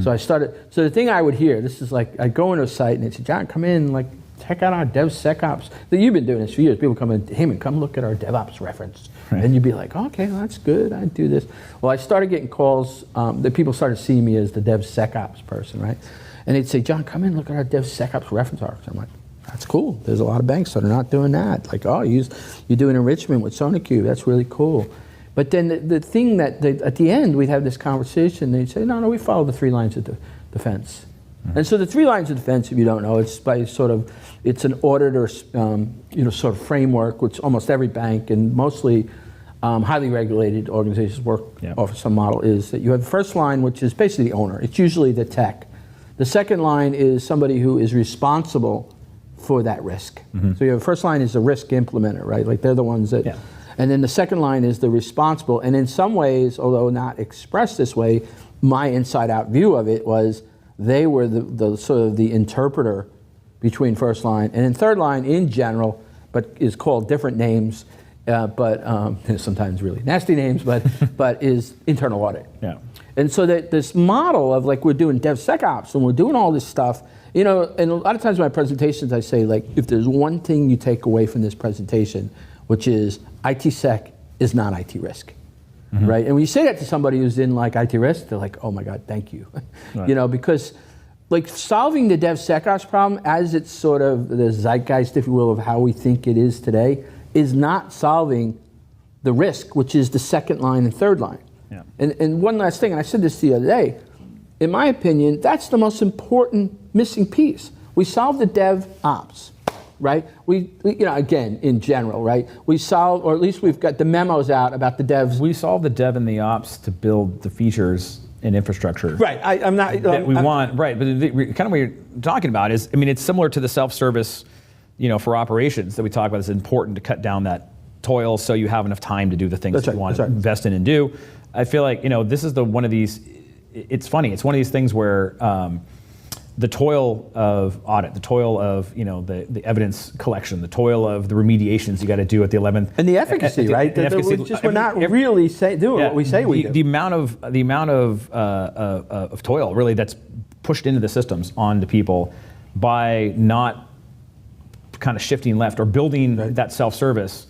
I don't mean self-service, basically like self-audit to say, hey, or continuous compliance. Basically, continuous compliance, that's the story here. Yes, and it's interesting because I kind of feel like it's all, it's the same convergent theme that we were talking about earlier, which is, how do you free up the time of the people we have to get more Yeah, I mean, to get more done. And if they're constantly being... I mean, toil is a fancy new word for lean's waste, right? Yeah, very much so. And I think that the point that I sort of, this clarity I had, which was, and actually John Rezatowski, who's at PNC, really helped me understand this, because John is great, because he'll call me up and like, John, how do I work with my architects, which is a whole nother conversation, enterprise architect. Yeah. And I'm like, or he'll call me and like, how, I can't work with risk, or, something like that, right? And John is sort of in every, like other people do this too.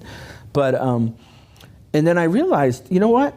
I think we're missing the point in sort of DevOps, DevSecOps, is that we think we solved the security problem. Mm-hmm.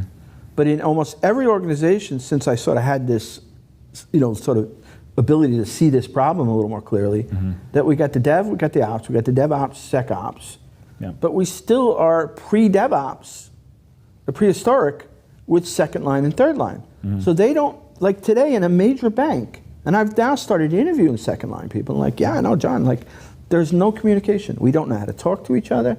And here's the key point is, and I got this sort of, not on this particular subject, but I got this on another discussion I had with Courtney Kisser about, one of the always top line initiatives is protect the brand, right? And first line, second line is the translator, the third line, and third line protects the organizational business. Yeah. And if we're broken, as bad as we were pre-DevOps, like if Dev and Ops are broken, we're broken. Well, yeah. We are broken. I mean, that's, and going to my point earlier about the complexity and the speed, right? So it barely hung together before when it was slow, disconnected, right? More disconnected systems that trended more towards complicated than complex. Right. Speed. That's right. Right. Speed was speed. Yeah. The speed expectations were slow. The customer expectations, responsiveness, were extremely slow. Right. Right. So the fact that it barely hung together then and caused a lot of chafing and a lot of and a lot of pain and a lot of cost. Right, and I think it's that same trend of like, why now? Why is 2023?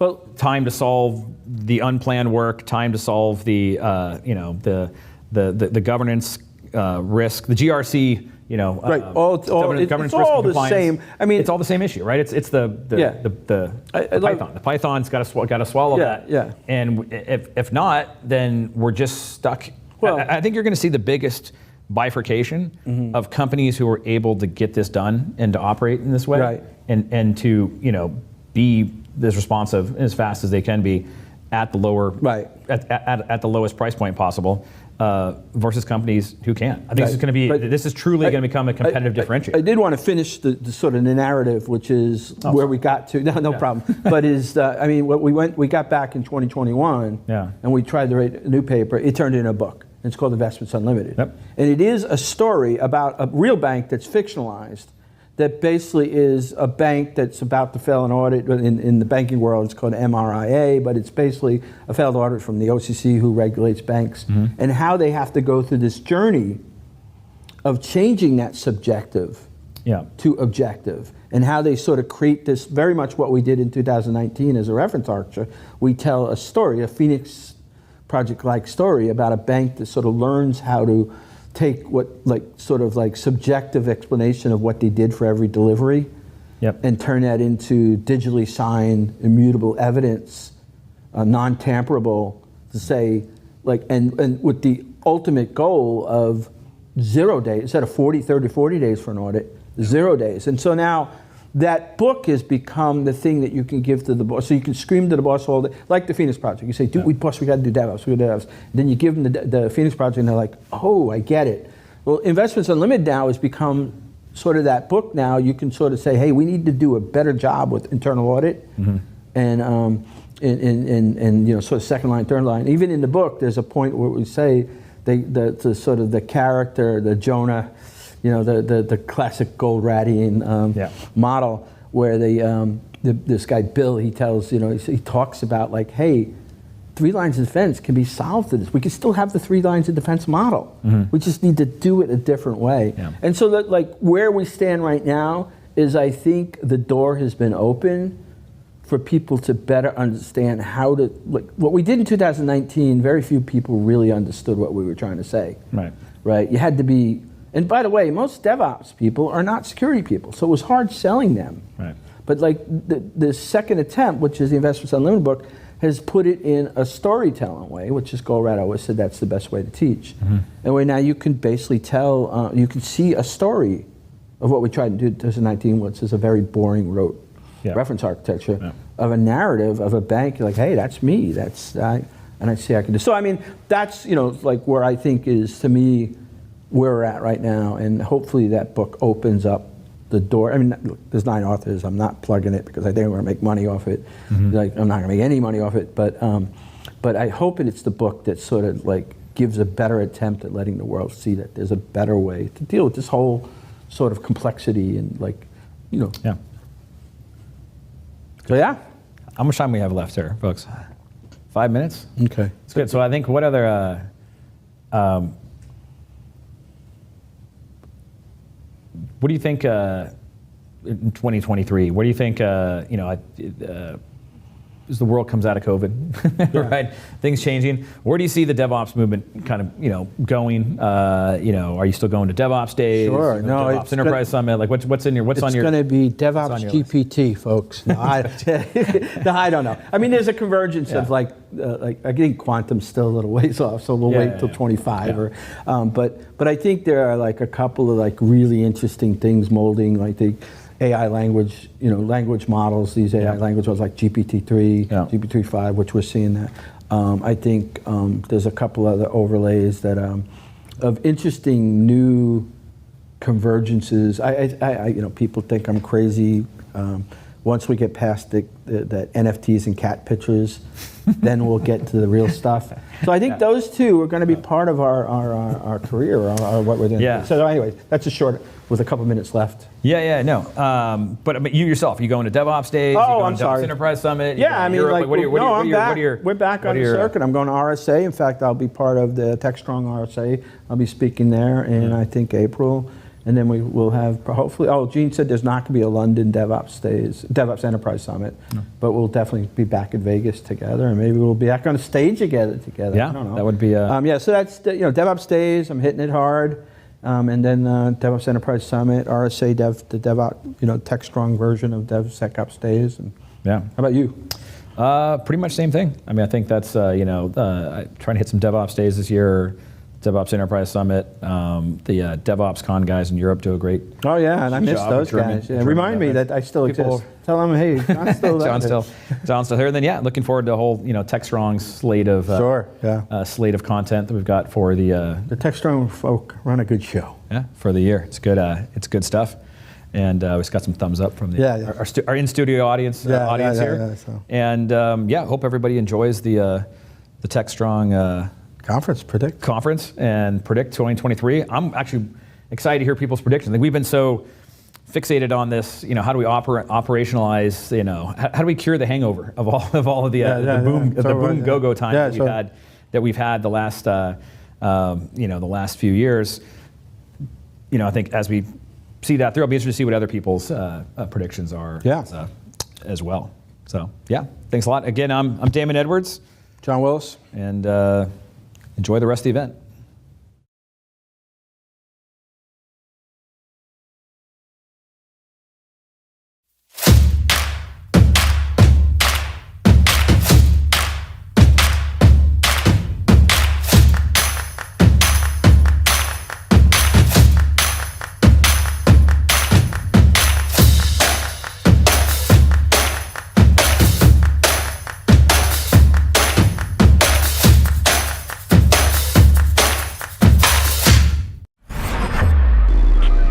Is Techstrong TV. Hi, welcome. This is a really special conversation. I don't know if I'd call it an interview. I'm getting to do today with a couple colleagues, friends, talking about a very, very cool topic, but talking about a book that was recently published. I'm joined today by John Willis and Bill Bensing. I'll get through it here. I'm stumbling. No, Bill Bensing. And who are authors of Investments Unlimited. So we're going to be talking about this very cool book and some of the fantastic things in it. So welcome, guys. Thanks for having us. Thanks. Yeah. And having the Stones in the background is a big bonus. Hey, man. So, always. Well, if you would, if you maybe Bill, if you would start, just give us a brief introduction of yourself. John, do you do the same? Sure. Yeah. So, of course, Bill Bensing, really, I'll just call about some drivers. Like when we talk about some of the governance and passion, my background is shadow IT. Everybody likes to bash on shadow IT.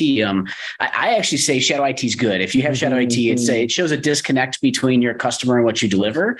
And sort of a lot of my my career has been aligning shadow IT, which people refer to as business IT alignment. So how can you let the people who are with customers or facing problems have the ability to write software, build software, whatever it may be, in such a set of constraints and confines that the organization can use it? And so people always say security, compliance, as if there are ways to stop people. And so a lot of my career has been spent around like, how can actually you help bring the organization together with these individuals who experience the problems or can solve the problems, but may not have the depth of technical expertise. And so that was actually through Investments Unlimited. That was a bit of a mindset I had in the back of my mind as well. So Shadow IT has been out of the bag for a long time. Shadow IT, from my perspective, is need and opportunity.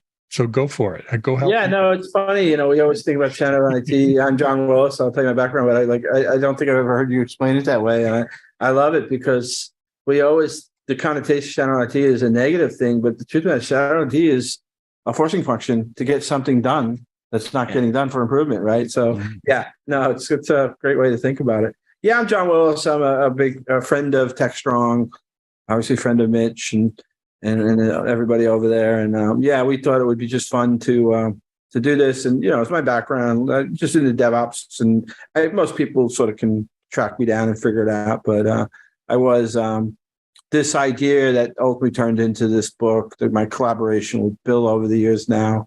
I was lucky enough to meet him. Really started with a conversation of me and Topo Pal, probably getting close to 4 years, maybe 5 years now. I don't know, time, get the COVID warp, right? But in years, but we were having these conversations about how terrible it was in large organizations for internal audit and the toil and the efficacy, and that turned into a 2019 reference architecture paper that we wrote for IT Revolution, and then I wanted to come back and do a version 2, and I'd been working with Bill, and Bill's got tremendous, he's been a little shy because he's implemented some of the biggest Department of Defense DevSecOps reference architectures done in the world, Wow. But the point was, I got to work with Bill. I invited Bill on the book. So it started out as a paper. We decided to make it a book, and then IT Revolution loved the idea so much. They said, "I'll tell you what, we'll give you 8 more months."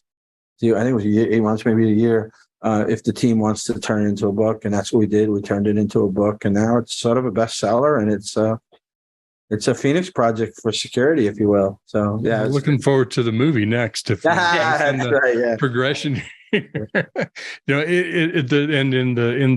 think in the introduction in the back, you talk about that, how this started as a technical paper or a reference architecture and ended up being, kind of a full novel. Well, let's do this, because I want to have this conversation kind of in a couple parts. First, let's talk about the story.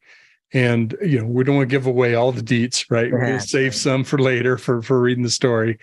And it's a very approachable book that way. I mean, reading about compliance, that's what everybody wants to do on their side. Yeah, that's right. Yeah. Cool, right?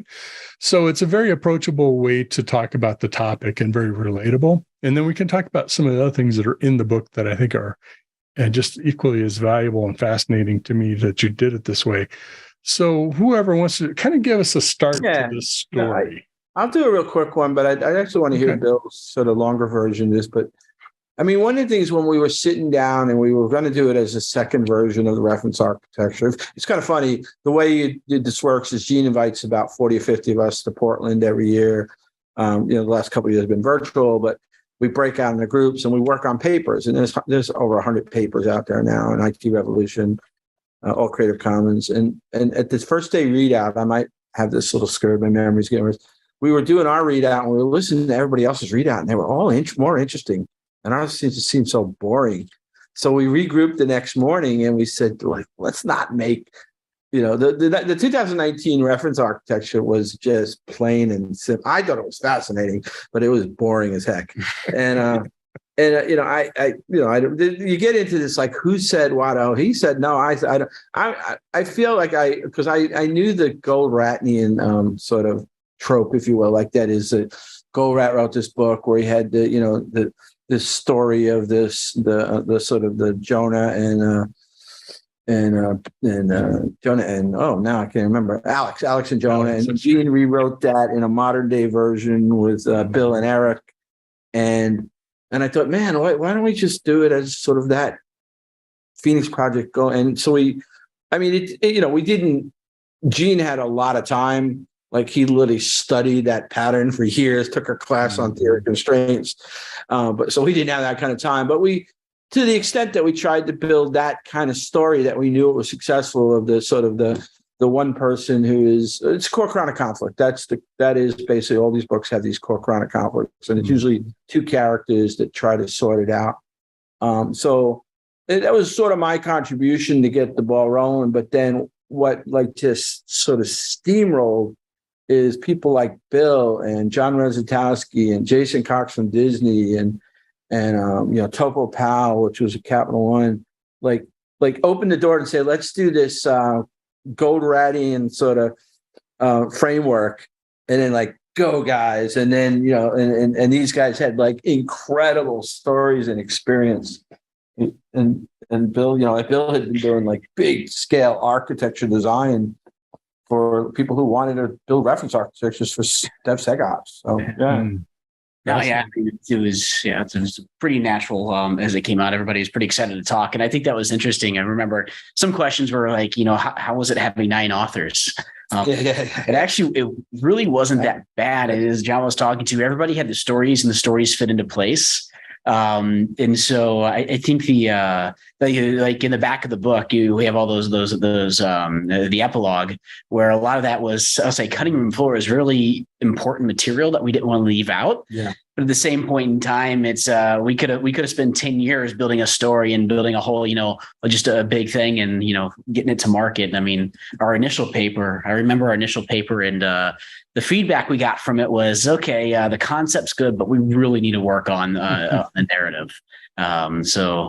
The collaboration is good or not based on if your editor's still friends with you at the end of the book. They're still talking to you, or one of you're still talking to them, actually.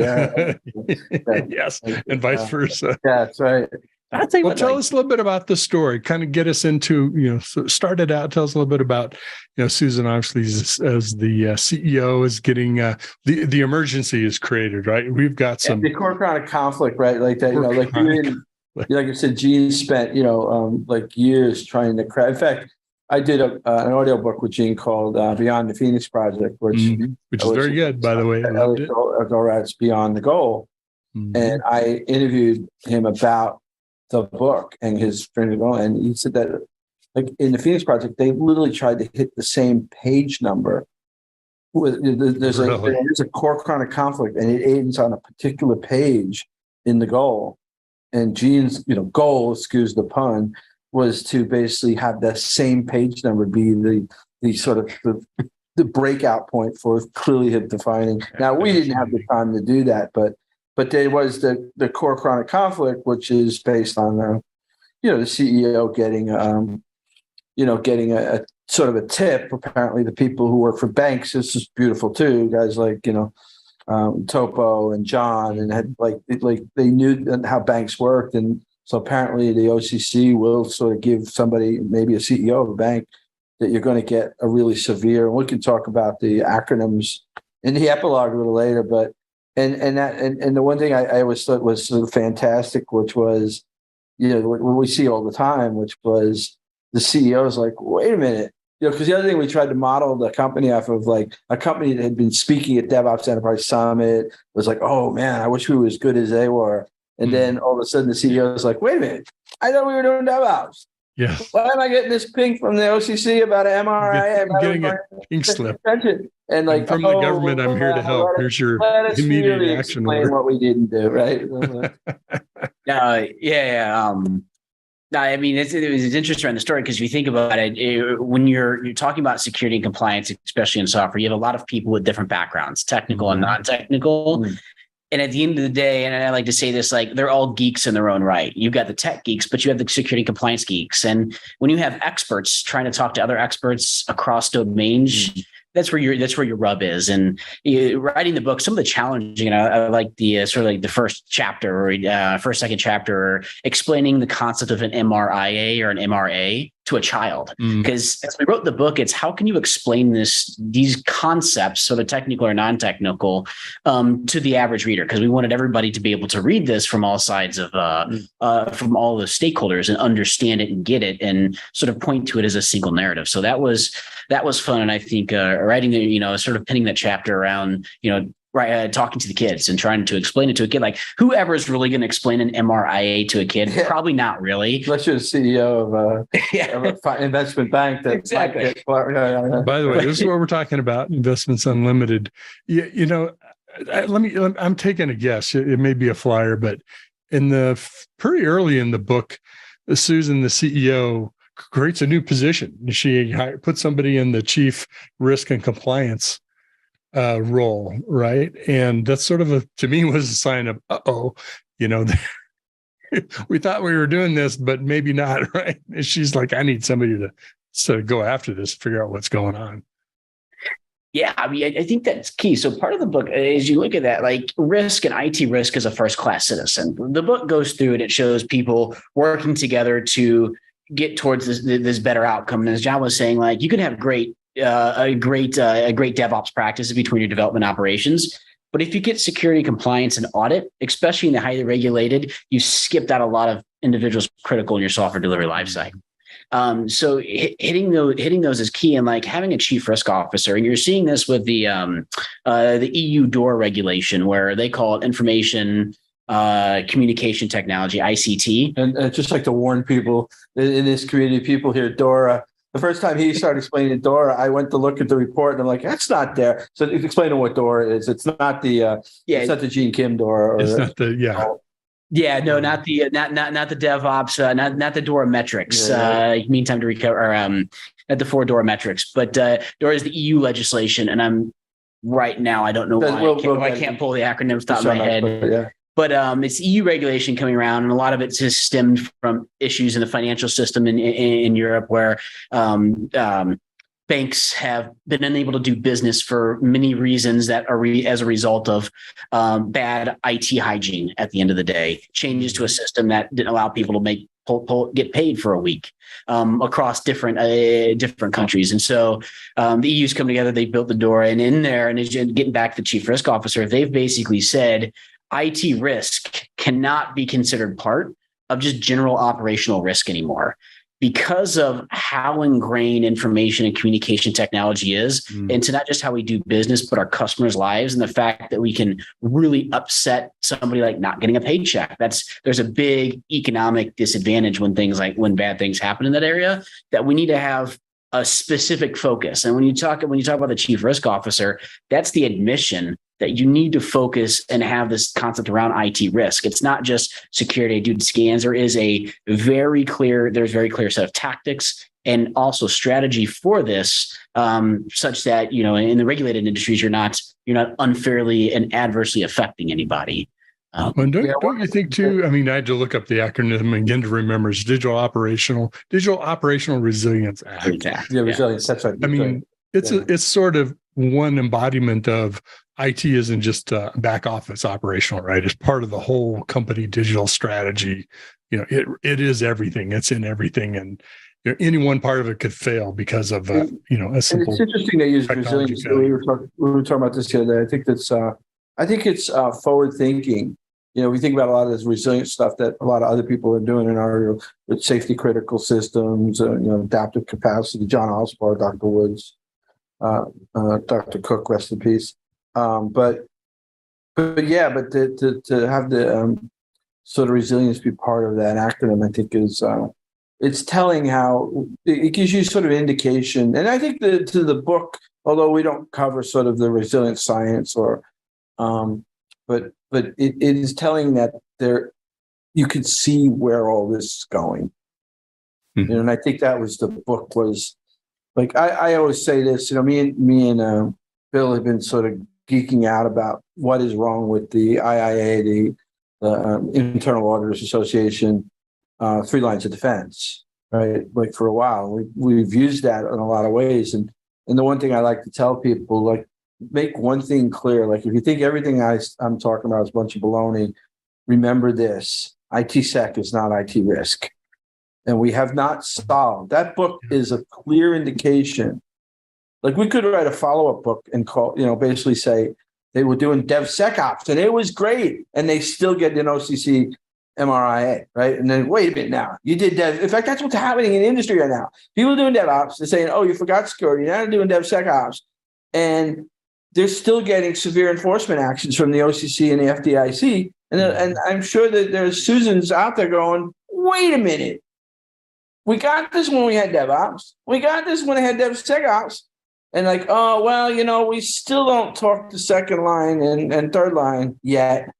And that's risk. So I was like, ITsec or DevSecOps is not IT risk. And if you're not solving that sort of, I call it the last mile problem, then you're still, you're still in this toil, and you're still not, protecting the organization the way you think you are. Well, I don't want to give away too much in the book. If I recall, they basically had to decompose the DevOps pipeline workflow, right? And rebuild it, building in that sort of the risk steps, I guess, if you want to call that. You have a better term for it, I'm sure, than I do.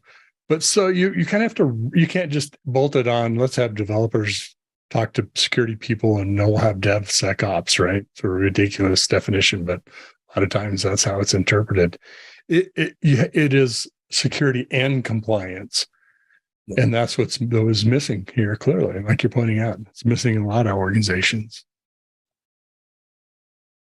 As you wrote the book, I'm curious, a lot of times when you put things to paper, John, you've written a ton of things and some very valuable things. At least when I write things, I learn because I have to sort of put it all together and make sense of it and be able to explain it. In writing this book for both of you, what were some of the things that you came out understanding better than you went in? Software bill of materials. Okay, that's a good one. As we were writing, so I had the opportunity to actually a lot of people. There's a lot of content a lot of us wrote. I remember our editor, Leah. She said, just keep writing. Don't not write things. Just keep writing. We'll just cut stuff. And I remember sitting at Bill took that to heart. He wrote a lot of stuff. Be careful. I was like, all right, tell Bill. Don't tell me twice. But as we wrote the SBOM chapter, log for shell and log for JRAP. Yeah, right in the middle. That actually, because that was over the Christmas, that was close to the Christmas time frame, and I took 2 weeks off during Christmas to do a lot of writing in the book, and it was 2021 into 2022. And I remember it was happening because a lot of us, we actually had to set the pin down for a while because we had to go deal with our own organizations in this issue. And so as that happened, we're just like, we got to write about the software bill of materials. So that, that just sort of felt. We had to miss a couple of, we would have weekly meetings, right? Catch-ups or stand-ups. But you had the guy who ran Fidelity, you had the guy who ran PNC, you had the guy, like all these people were like, yeah, we're not going to make it for the next 2 weeks. We won't be. It was that was classic. The one thing was going through that, like we talk about learning through SBOM, as you read through that chapter, I was actually at that point in time trying to work on an SBOM solution because people have been talking about it. Sort of ones that come out, but like you create them, but then you have to manage them and digest them and use them. And so as you talk about learning, I actually use that chapter as a way to sort of write in prose some architectural concepts that I was looking at how I was going to approach it and talking to other people. So that gave me now I'm very into the SBOM problem and looking at it from different angles, such that I'll make arguments that SBOMs aren't required in certain places. And so, but we'll go into that here. But as you're going through that, that was my my learning and going through. I'd forgotten about how that was. Like, it was just, we were all like, because there's another great one too, which for me, which was not so much as a learning. I mean, all of it was learning to have. We had one bank talk about how MRA we get them, big deal. Another bank, no, we got MRA. So just to see that, like how people dealt with the OCC.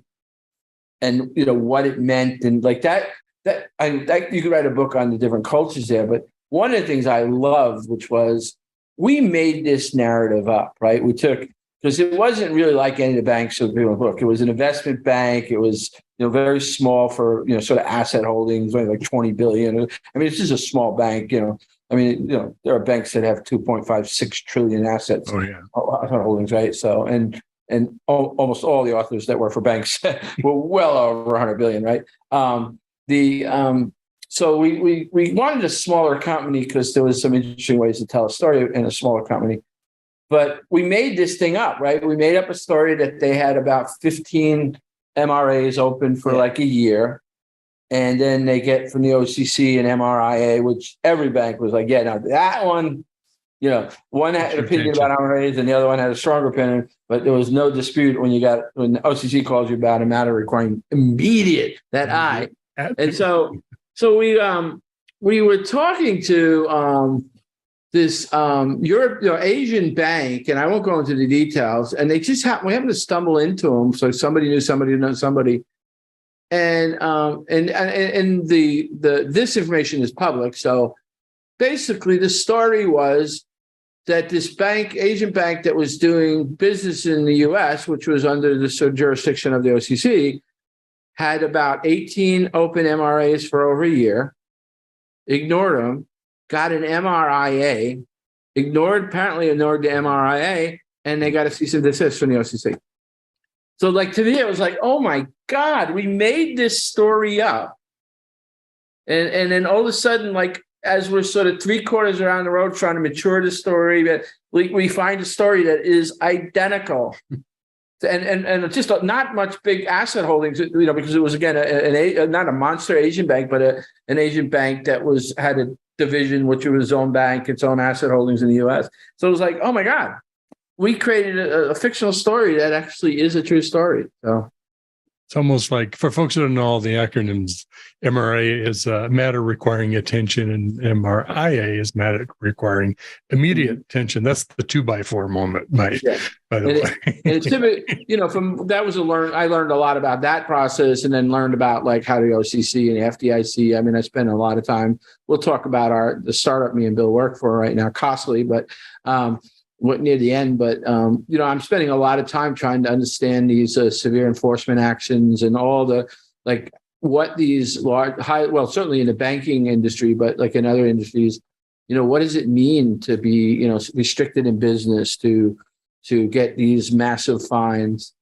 So that just learning about matters requiring attention, which are really a finding that you're doing something that is not in sync with the OCC. And a matter requiring immediate attention typically is you really didn't follow up, and we've given you enough time, so we're really going to. Second warning. And if you don't deal with that one, then apparently it gets pretty serious. Mm-hmm. Interesting. Any other things that you walked away from, kind of learning? I didn't expect to come away with this perspective.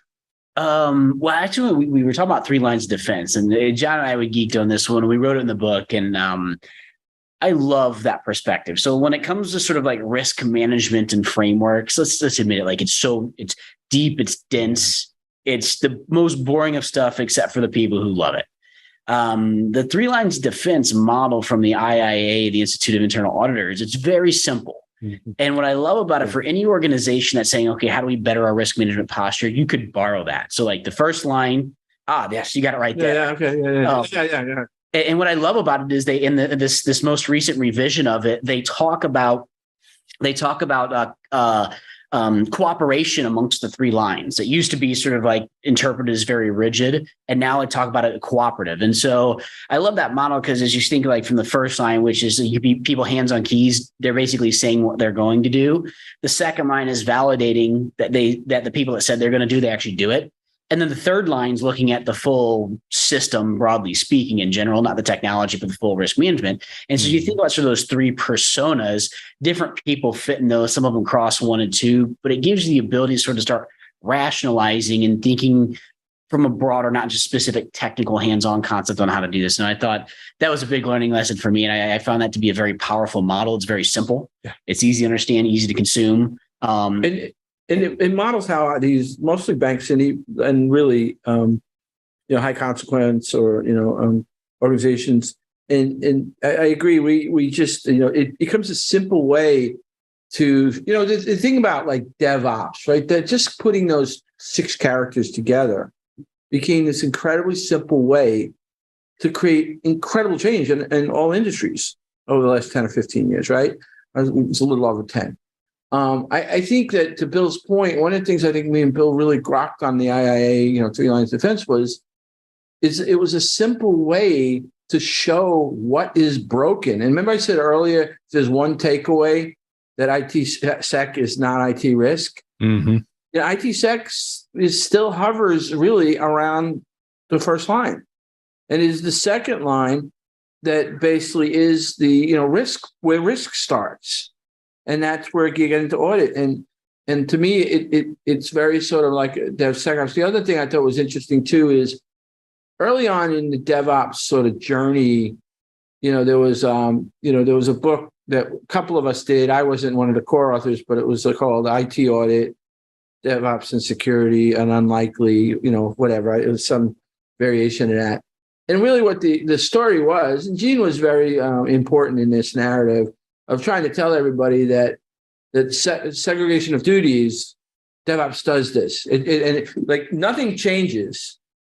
You still have separation of duties, but if you do it this way versus that way, you can use DevOps in the automation. And in the book, I think it was Bill, it might be Bill and me, because we were the 2 geeks on 3 Lines of Defense. There's a question that starts asking like, oh, wait a minute, what about 3 Lines of Defense? And I thought we did a good job by sort of using that same, like, no, you can still have 3 Lines of Defense. You just have to think about how you do it differently instead of gates, just like, sort of PSI DSS or segregation duties. The old school was they were gates. The new school is nothing changed. It's just an automated fashion.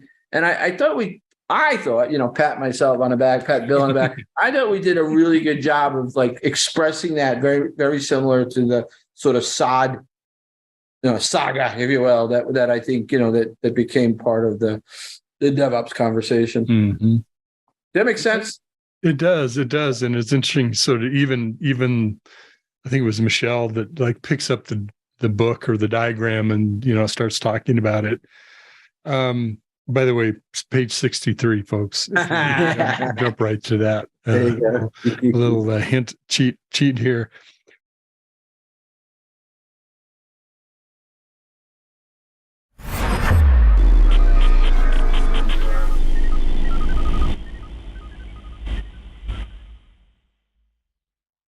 Discover the cutting-edge insights of our new show, AI Times, a series that explores the limitless potential of artificial intelligence. Sponsored by the AI Infrastructure Alliance, the AI Times is at the forefront of the AI revolution, tackling the crucial questions of how we can leverage AI for the betterment of humanity. Stay ahead of the curve as this show delves into all things surrounding AI, including trends, pressing concerns, and the positive impact AI is making around the globe. AI Times. This is Techstrong TV. Hey guys, thanks for the throw. We're here with Grace Burkert, who is Director of Operations for the IOXT Alliance, which is a consortium of folks who are getting together to figure out what's going on with security as it relates to edge computing and anything connected to the internet these days. Grace, welcome to the show. Yeah, great to be here. Thanks for having me. For as long as I remember, every time we have a quote unquote new paradigm, we go running down the road, we build these applications, we throw all this stuff up there, and then about a year or 2 later, somebody goes, hey, we didn't think about security. So my question to you is that changing this time, or is this going to be yet another instance where we're proverbially chasing the horse out when it's out of the barn already? Yeah, that's a good question. I think there's definitely a shift happening. When we first started a few years ago, there was that kind of sense where, manufacturers would say, oh, security, right. Well, we're going to put it in when our customers ask for it, and it wasn't by default necessarily. Now, some did, so I don't want to throw everybody under the bus, but it was kind of this afterthought or a nice to have. And I think you're starting to see that change because customers are starting to ask for it, right? You're hearing a lot more, especially around privacy, specifically in the cloud. And so I wouldn't say customers know necessarily what to ask for, but they definitely want more security in their devices. There's a lot of issues that have come up with insecure devices, a lot of hacks, lots of vulnerabilities, and customers are starting to become aware. So they are saying, give us more security. And manufacturers are starting to listen. Now, it's still, I think, a slow process. Again, there are certain things that are starting to become default. You're starting to see this within some of the regulations, right? With the UK, where they came out and said, hey, you must have no universal passwords, have a vulnerability disclosure program, have security expiration dates. And, all around the world, you're starting to see more regulations with it. So we're getting there. It's a slow process, but I think we're headed in the right direction. Do you think that folks are responding to impending regulations, or are they seeing actual more attacks and they're kind of responding to the attacks and saying we need to do a better job on security? I think it's a little bit of both. We haven't dealt with anybody. I would say we probably haven't dealt with anybody too bad of vulnerabilities. For the most part, we have our own VDP program. So if there are any legitimate ones that come through, we work with the manufacturers. They'll go and fix it. I would say we probably maybe only had one where they did have a pretty devastating attack in the past. And it hit them really hard. They lost a lot of customers. They lost a lot of revenue. They lost a lot of trust in their brand. And so now they're scrambling to crawl out of this hole, right? They're going out and getting every certification. They're implementing every type of security measure, which, they could have just avoided from the get-go if they had implemented it from the beginning. So I think there's a lot of the mentality of, oh, this won't happen to me, right? And so people are slowly responding to the regulations that are coming out because, oh, now I have to. There are others who are saying, the big guys, are saying, hey, we need to get ahead of this. It's going to be a differentiator, right, between each other. And the other ones will learn eventually one way or another. The school of hard knocks can be a rough teacher. Is it your sense that there is a baseline for cybersecurity that will be implemented across all of these devices, or do different classes of devices require different baselines? We do have a baseline profile where it's the most basic security. Any device could come in and certify against it, but we have seen that different devices have different security threats and different vulnerabilities. And so we have other profiles that are specific to those devices. And I think that's the better route, in my opinion. But for at least bare minimum, I think there should be kind of these basic security requirements that people are meeting. And by people, sorry, I mean manufacturers. So I would say there are regulations that are coming that are going to be pretty basic, but they might be at a higher level than what manufacturers are used to. So I think that's something to be aware of and to look into. If the manufacturers are aware of Executive Order 14028, that's around our cybersecurity, and then National Institute of Standards and Technology, or NIST, they've been tasked with going out, providing recommendations. There's a U.S. national label that is planning on being rolled out to the nation regarding consumer products. So I think that's going to cause some big impacts in the coming year. Are you at all worried that maybe people will just check the box on compliance or to achieve some sort of mandate, but they won't really do the full security 9 yards and will just result in additional issues later on? And I think, there's a tendency among companies, at least, to just kind of say, well, what do we got to do at the bare minimum? Yeah, I think with the new security standards that are coming out, that's not really going to be an option. With these security schemes that are already existing, such as IOXT, there are ways to do different processes for certification. So you have your third-party labs, very trusted. Everybody is very aware. And then you've got self-certification, which is more scalable, right? It's a little bit more affordable. It's quicker, easier to update.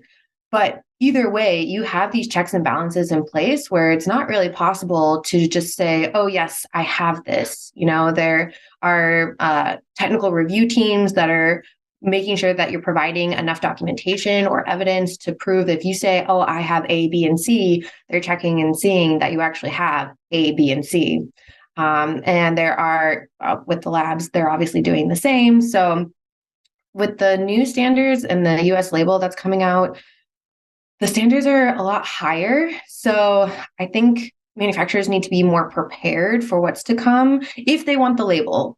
I don't believe it's going to be mandatory in that sense, but I believe there's enough big players in the field who want this to succeed from both government and private sector that you're going to see this become very successful.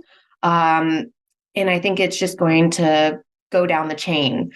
And I think that that's going to have a lot of impact for people to look into what do I need in order to reach those requirements, in order to get the national label. And if it's backed by the US government, it's not going to be some easy check mark where you can just say, oh yeah, I have the label. So I think there's some research that needs to be done. There's obviously still stuff in the works. But if anybody was interested to learn more, they could obviously reach out to IOXT or NIST, and we're happy to provide more information. Do you think there'll be a marketing effort to educate people about what that label means and to go look for it? Because there's a lot of labels on a lot of different things, and most people don't even know what they mean.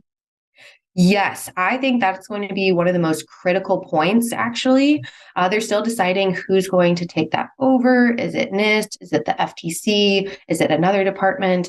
But yes, they're planning on it being this two-part label. So one is binary. They really want it to be very simple, such as an Energy Star, so that when it comes out, people don't necessarily need to know all the details, but if they see it, they kind of have an overall picture that this means this product is safe, right? But then they also want it to be layered, so such as a QR code. And then that means they can scan it if they have the time or wherewithal to go and research it. And then they can see the security levels that the product meets. So yeah, I think there's a lot of marketing and consumer awareness and education that needs to happen so they know what to look for, when to look for it, what they're supposed to be understanding if they do look into the security levels. So it will be a big push, and there's definitely more information to come on that. But I think the private sector will also want to take a stab at it as well and help so that their consumers understand that, oh, I have reached this very hard certification to reach, right? And we have all the information so that the customer understands as well, and they will pick our product over someone who doesn't have this label. Are there different labels for different types of folks who are creating these devices? Because I may be a consumer goods company and I'm creating some sort of IoT device that we're selling into somebody's home. And then there's all the folks who are creating some sort of IoT device for an industrial use case. And is that going to be a different set of specifications, or are they similar, or how do I bifurcate this? For the US label, it's going to be focused just on consumer goods at this point. For the IOXT label specifically, we don't really differentiate from that, but we do have different profiles, and those different profiles have different requirements. So we have a network lighting controller profile versus, say, our residential camera profile. So not necessarily a different mark, but they will have different requirements. If somebody wanted to, they could scan the QR code that we have and go and learn more about what those requirements are and what levels it takes to meet those requirements. So yes, I think there could be a little bit better maybe down the road. But I think they first need to figure out, what does the US label look like? What do these other labels look like? What's IOXT mean? People are familiar with UL a little bit, but what does it really mean? How are they going to be involved? So there's a little bit more education, just starting at the basics first.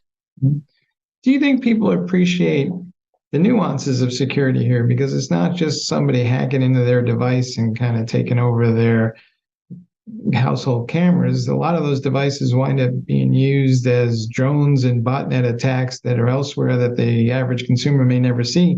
So will they understand that, and to a certain degree, they have a responsibility to the larger community to secure their environment on behalf of everybody else?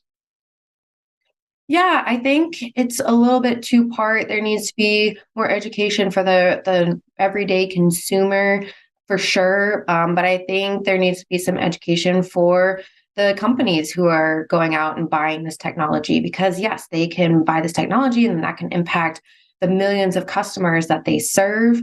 There's a lot that goes into it, and I think it can get very technical, which is a big part of the issue.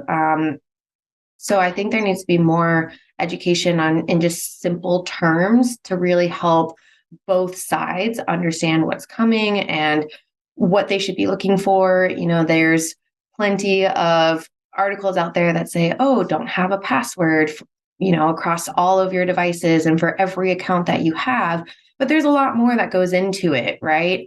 And so we have our 8 pillars, pledge items, that we base all of our test cases and our security around.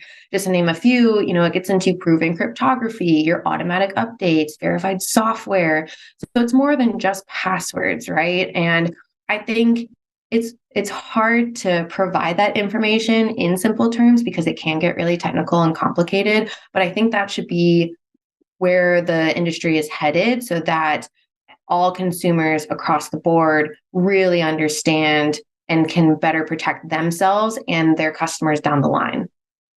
All right, folks, you heard it here. If you connect something to the internet, you are assuming great responsibility. Hey, Grace, thanks for being on the show. Yeah, thank you so much. Love being here. All right, back to you guys in the studio.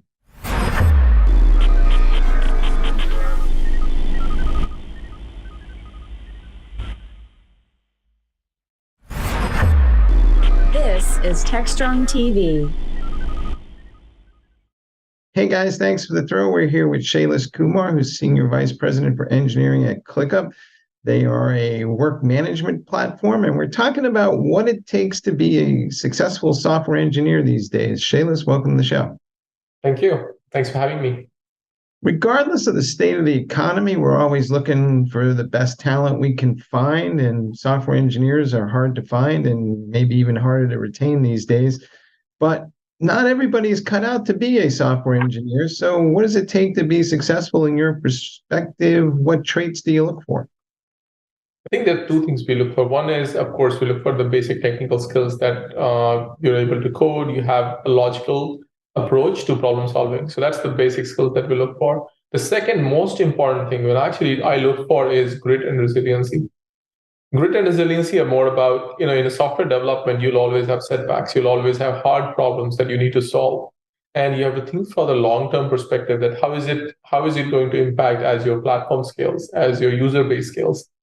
Grit and resiliency is about just going at it and keep going at it until you get to a solution. And many a times I've seen a lot of people, this is one of the most important thing or most important trait I have seen for people who have been successful versus people who have been probably average. Like the difference between average and extremely successful has been all about grit and resiliency. Do you have that or not? Keep going at it. Even when the time is difficult, even when you don't have a solution, even when you have made a mistake and the solution has not worked out.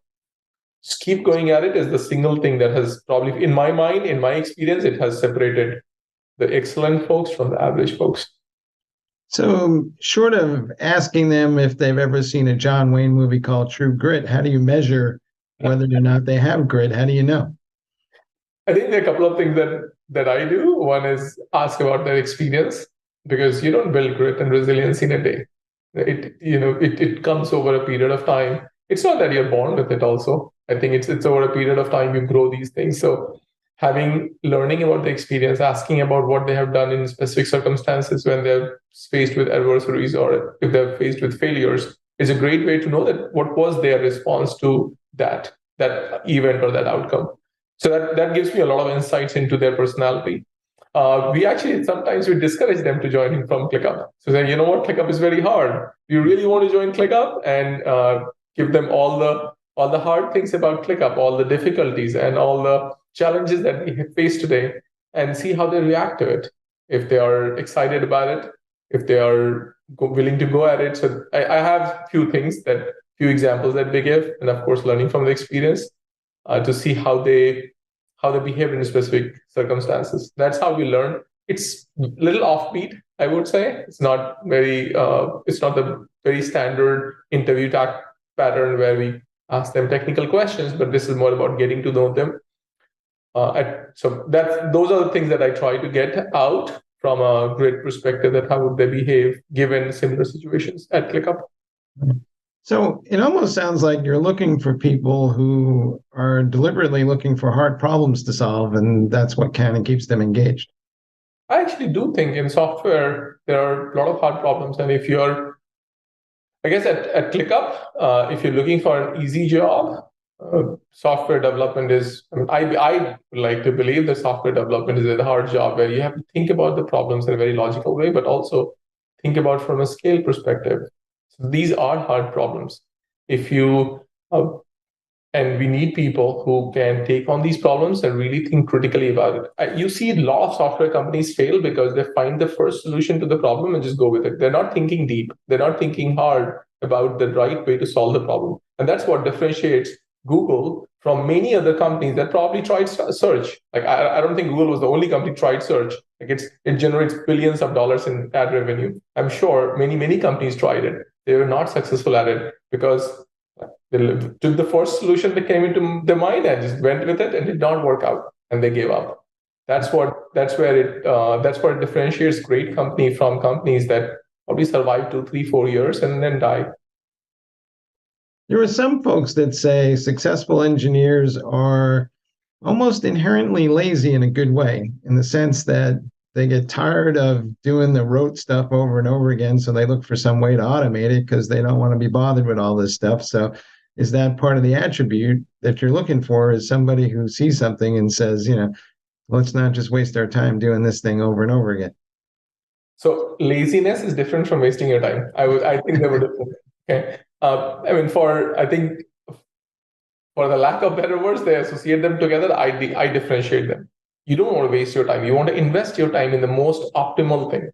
If something can be automated, why are you wasting your time there? Go and try. Like the world, if you think about the world has many hard problems. We have not scratched the surface. Why are you trying to do something that can easily be automated? Use your brains, use your mind to something else that the world will benefit from. So I look for those people who are like, if they find a problem, if it can be automated, automate and get out of it so that you can get to the next problem.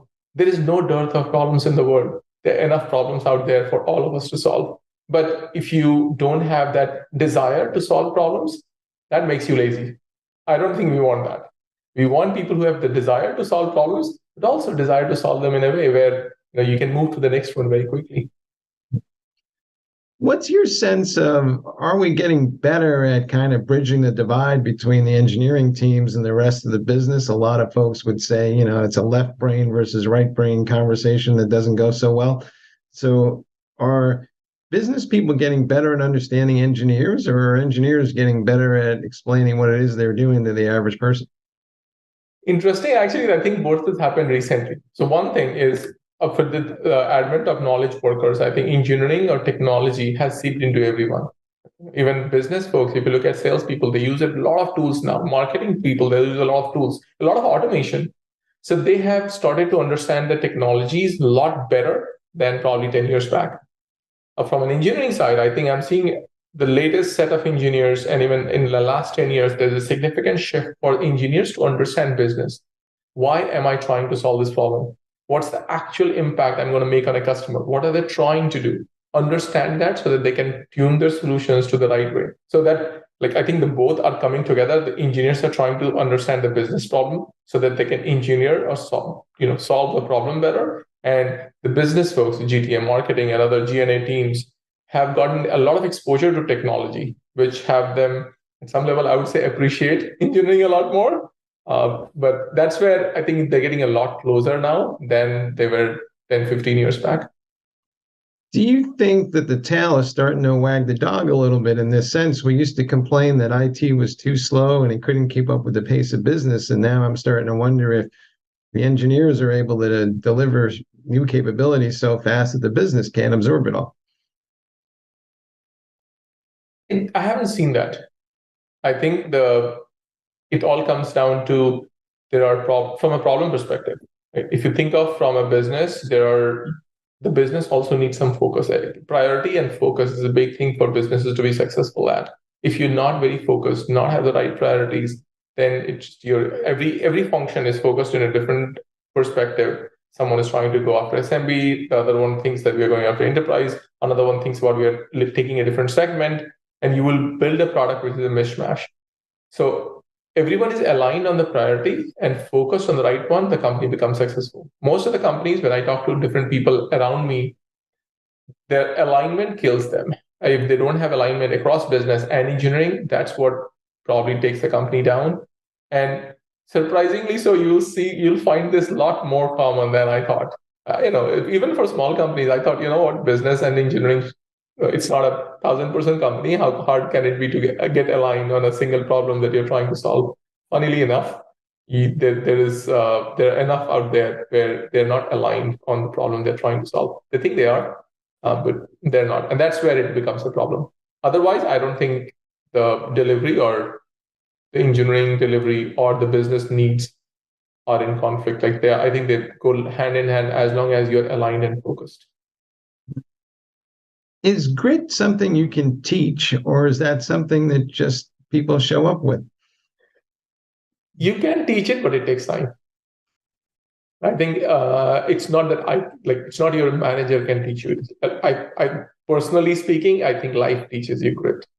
And these are very hard attributes and hard traits to teach in a small amount of time. It takes time to build those things.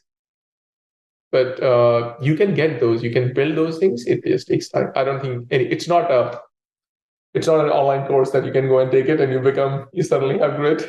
Something that you have to work at it. How big an advocate of DevOps workflows does engineers have to be, or do they just have to kind of be logical and consistent? Or, from your perspective, how committed do they have to be to a particular philosophy? Now that I have seen many different philosophies, I don't think they need to be committed to a specific philosophy. I think the company need to be aligned to a philosophy. There can be different philosophies, but if a company is not aligned to one specific philosophy, that's where everyone wants to do things their own way, and you suddenly see a lot of slowness and chaos in the engineering organization. As long as everyone is aligned to a single philosophy, many of them work. You need to have the tools, the right people aligned, and build your pipeline that way. There are a lot of people who have the DevOps philosophy. There are a lot of people who have the SRE philosophy. None of them are wrong. Think about Google and Amazon. They both are great companies, but their development processes are very different. They both are fine. They both are great. They both have built their tools and processes according to their philosophies. Now, if you get the Google's SRE principles to Amazon and try to make it work, it will not work. So you have to, I think as a company, you have to pick a philosophy, hire people, or look at your people and pick your philosophy, and then stick with it, build tools, build processes, so that you're making that efficient. All right. So you've been at this for a while, and looking back in your career, what do you know now that you kind of wish you knew years ago when you first started? That's a great question. I don't think I would have put grit as my number one quality when I started my career. I think when I started my career, technical ability to write code, that would have been like the only thing that mattered. As life as life went on, now I have, as I said, that now I have probably fewer years ahead of me than I have lived.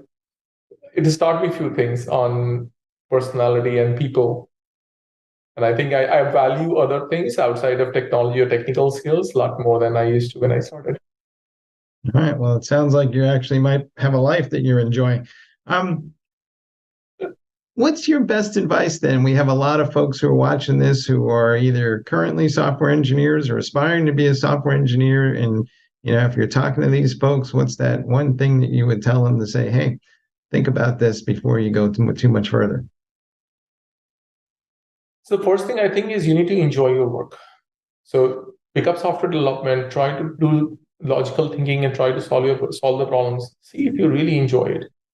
There's a lot of hoopla about software development or engineering as you can make a good money in this business, but if you're not enjoying it, you will not get far. So the first thing is you got to enjoy problem solving. You got to enjoy logical reasoning. You have to enjoy these things in order to be a software developer. And then don't give up. You will have failures. It will not be easy. You will have setbacks. Do not give up. Just keep going at it, and it will give it time. Don't be in a rush. It will turn out very good.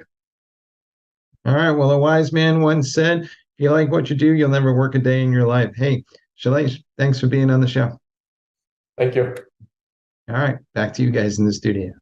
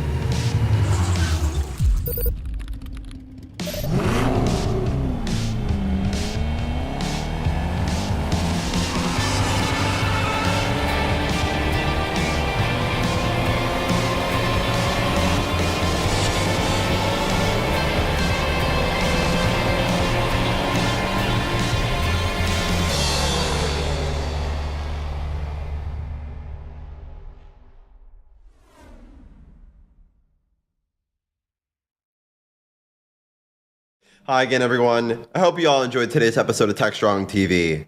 We had some amazing interviews with industry professionals to give you the latest in the tech world.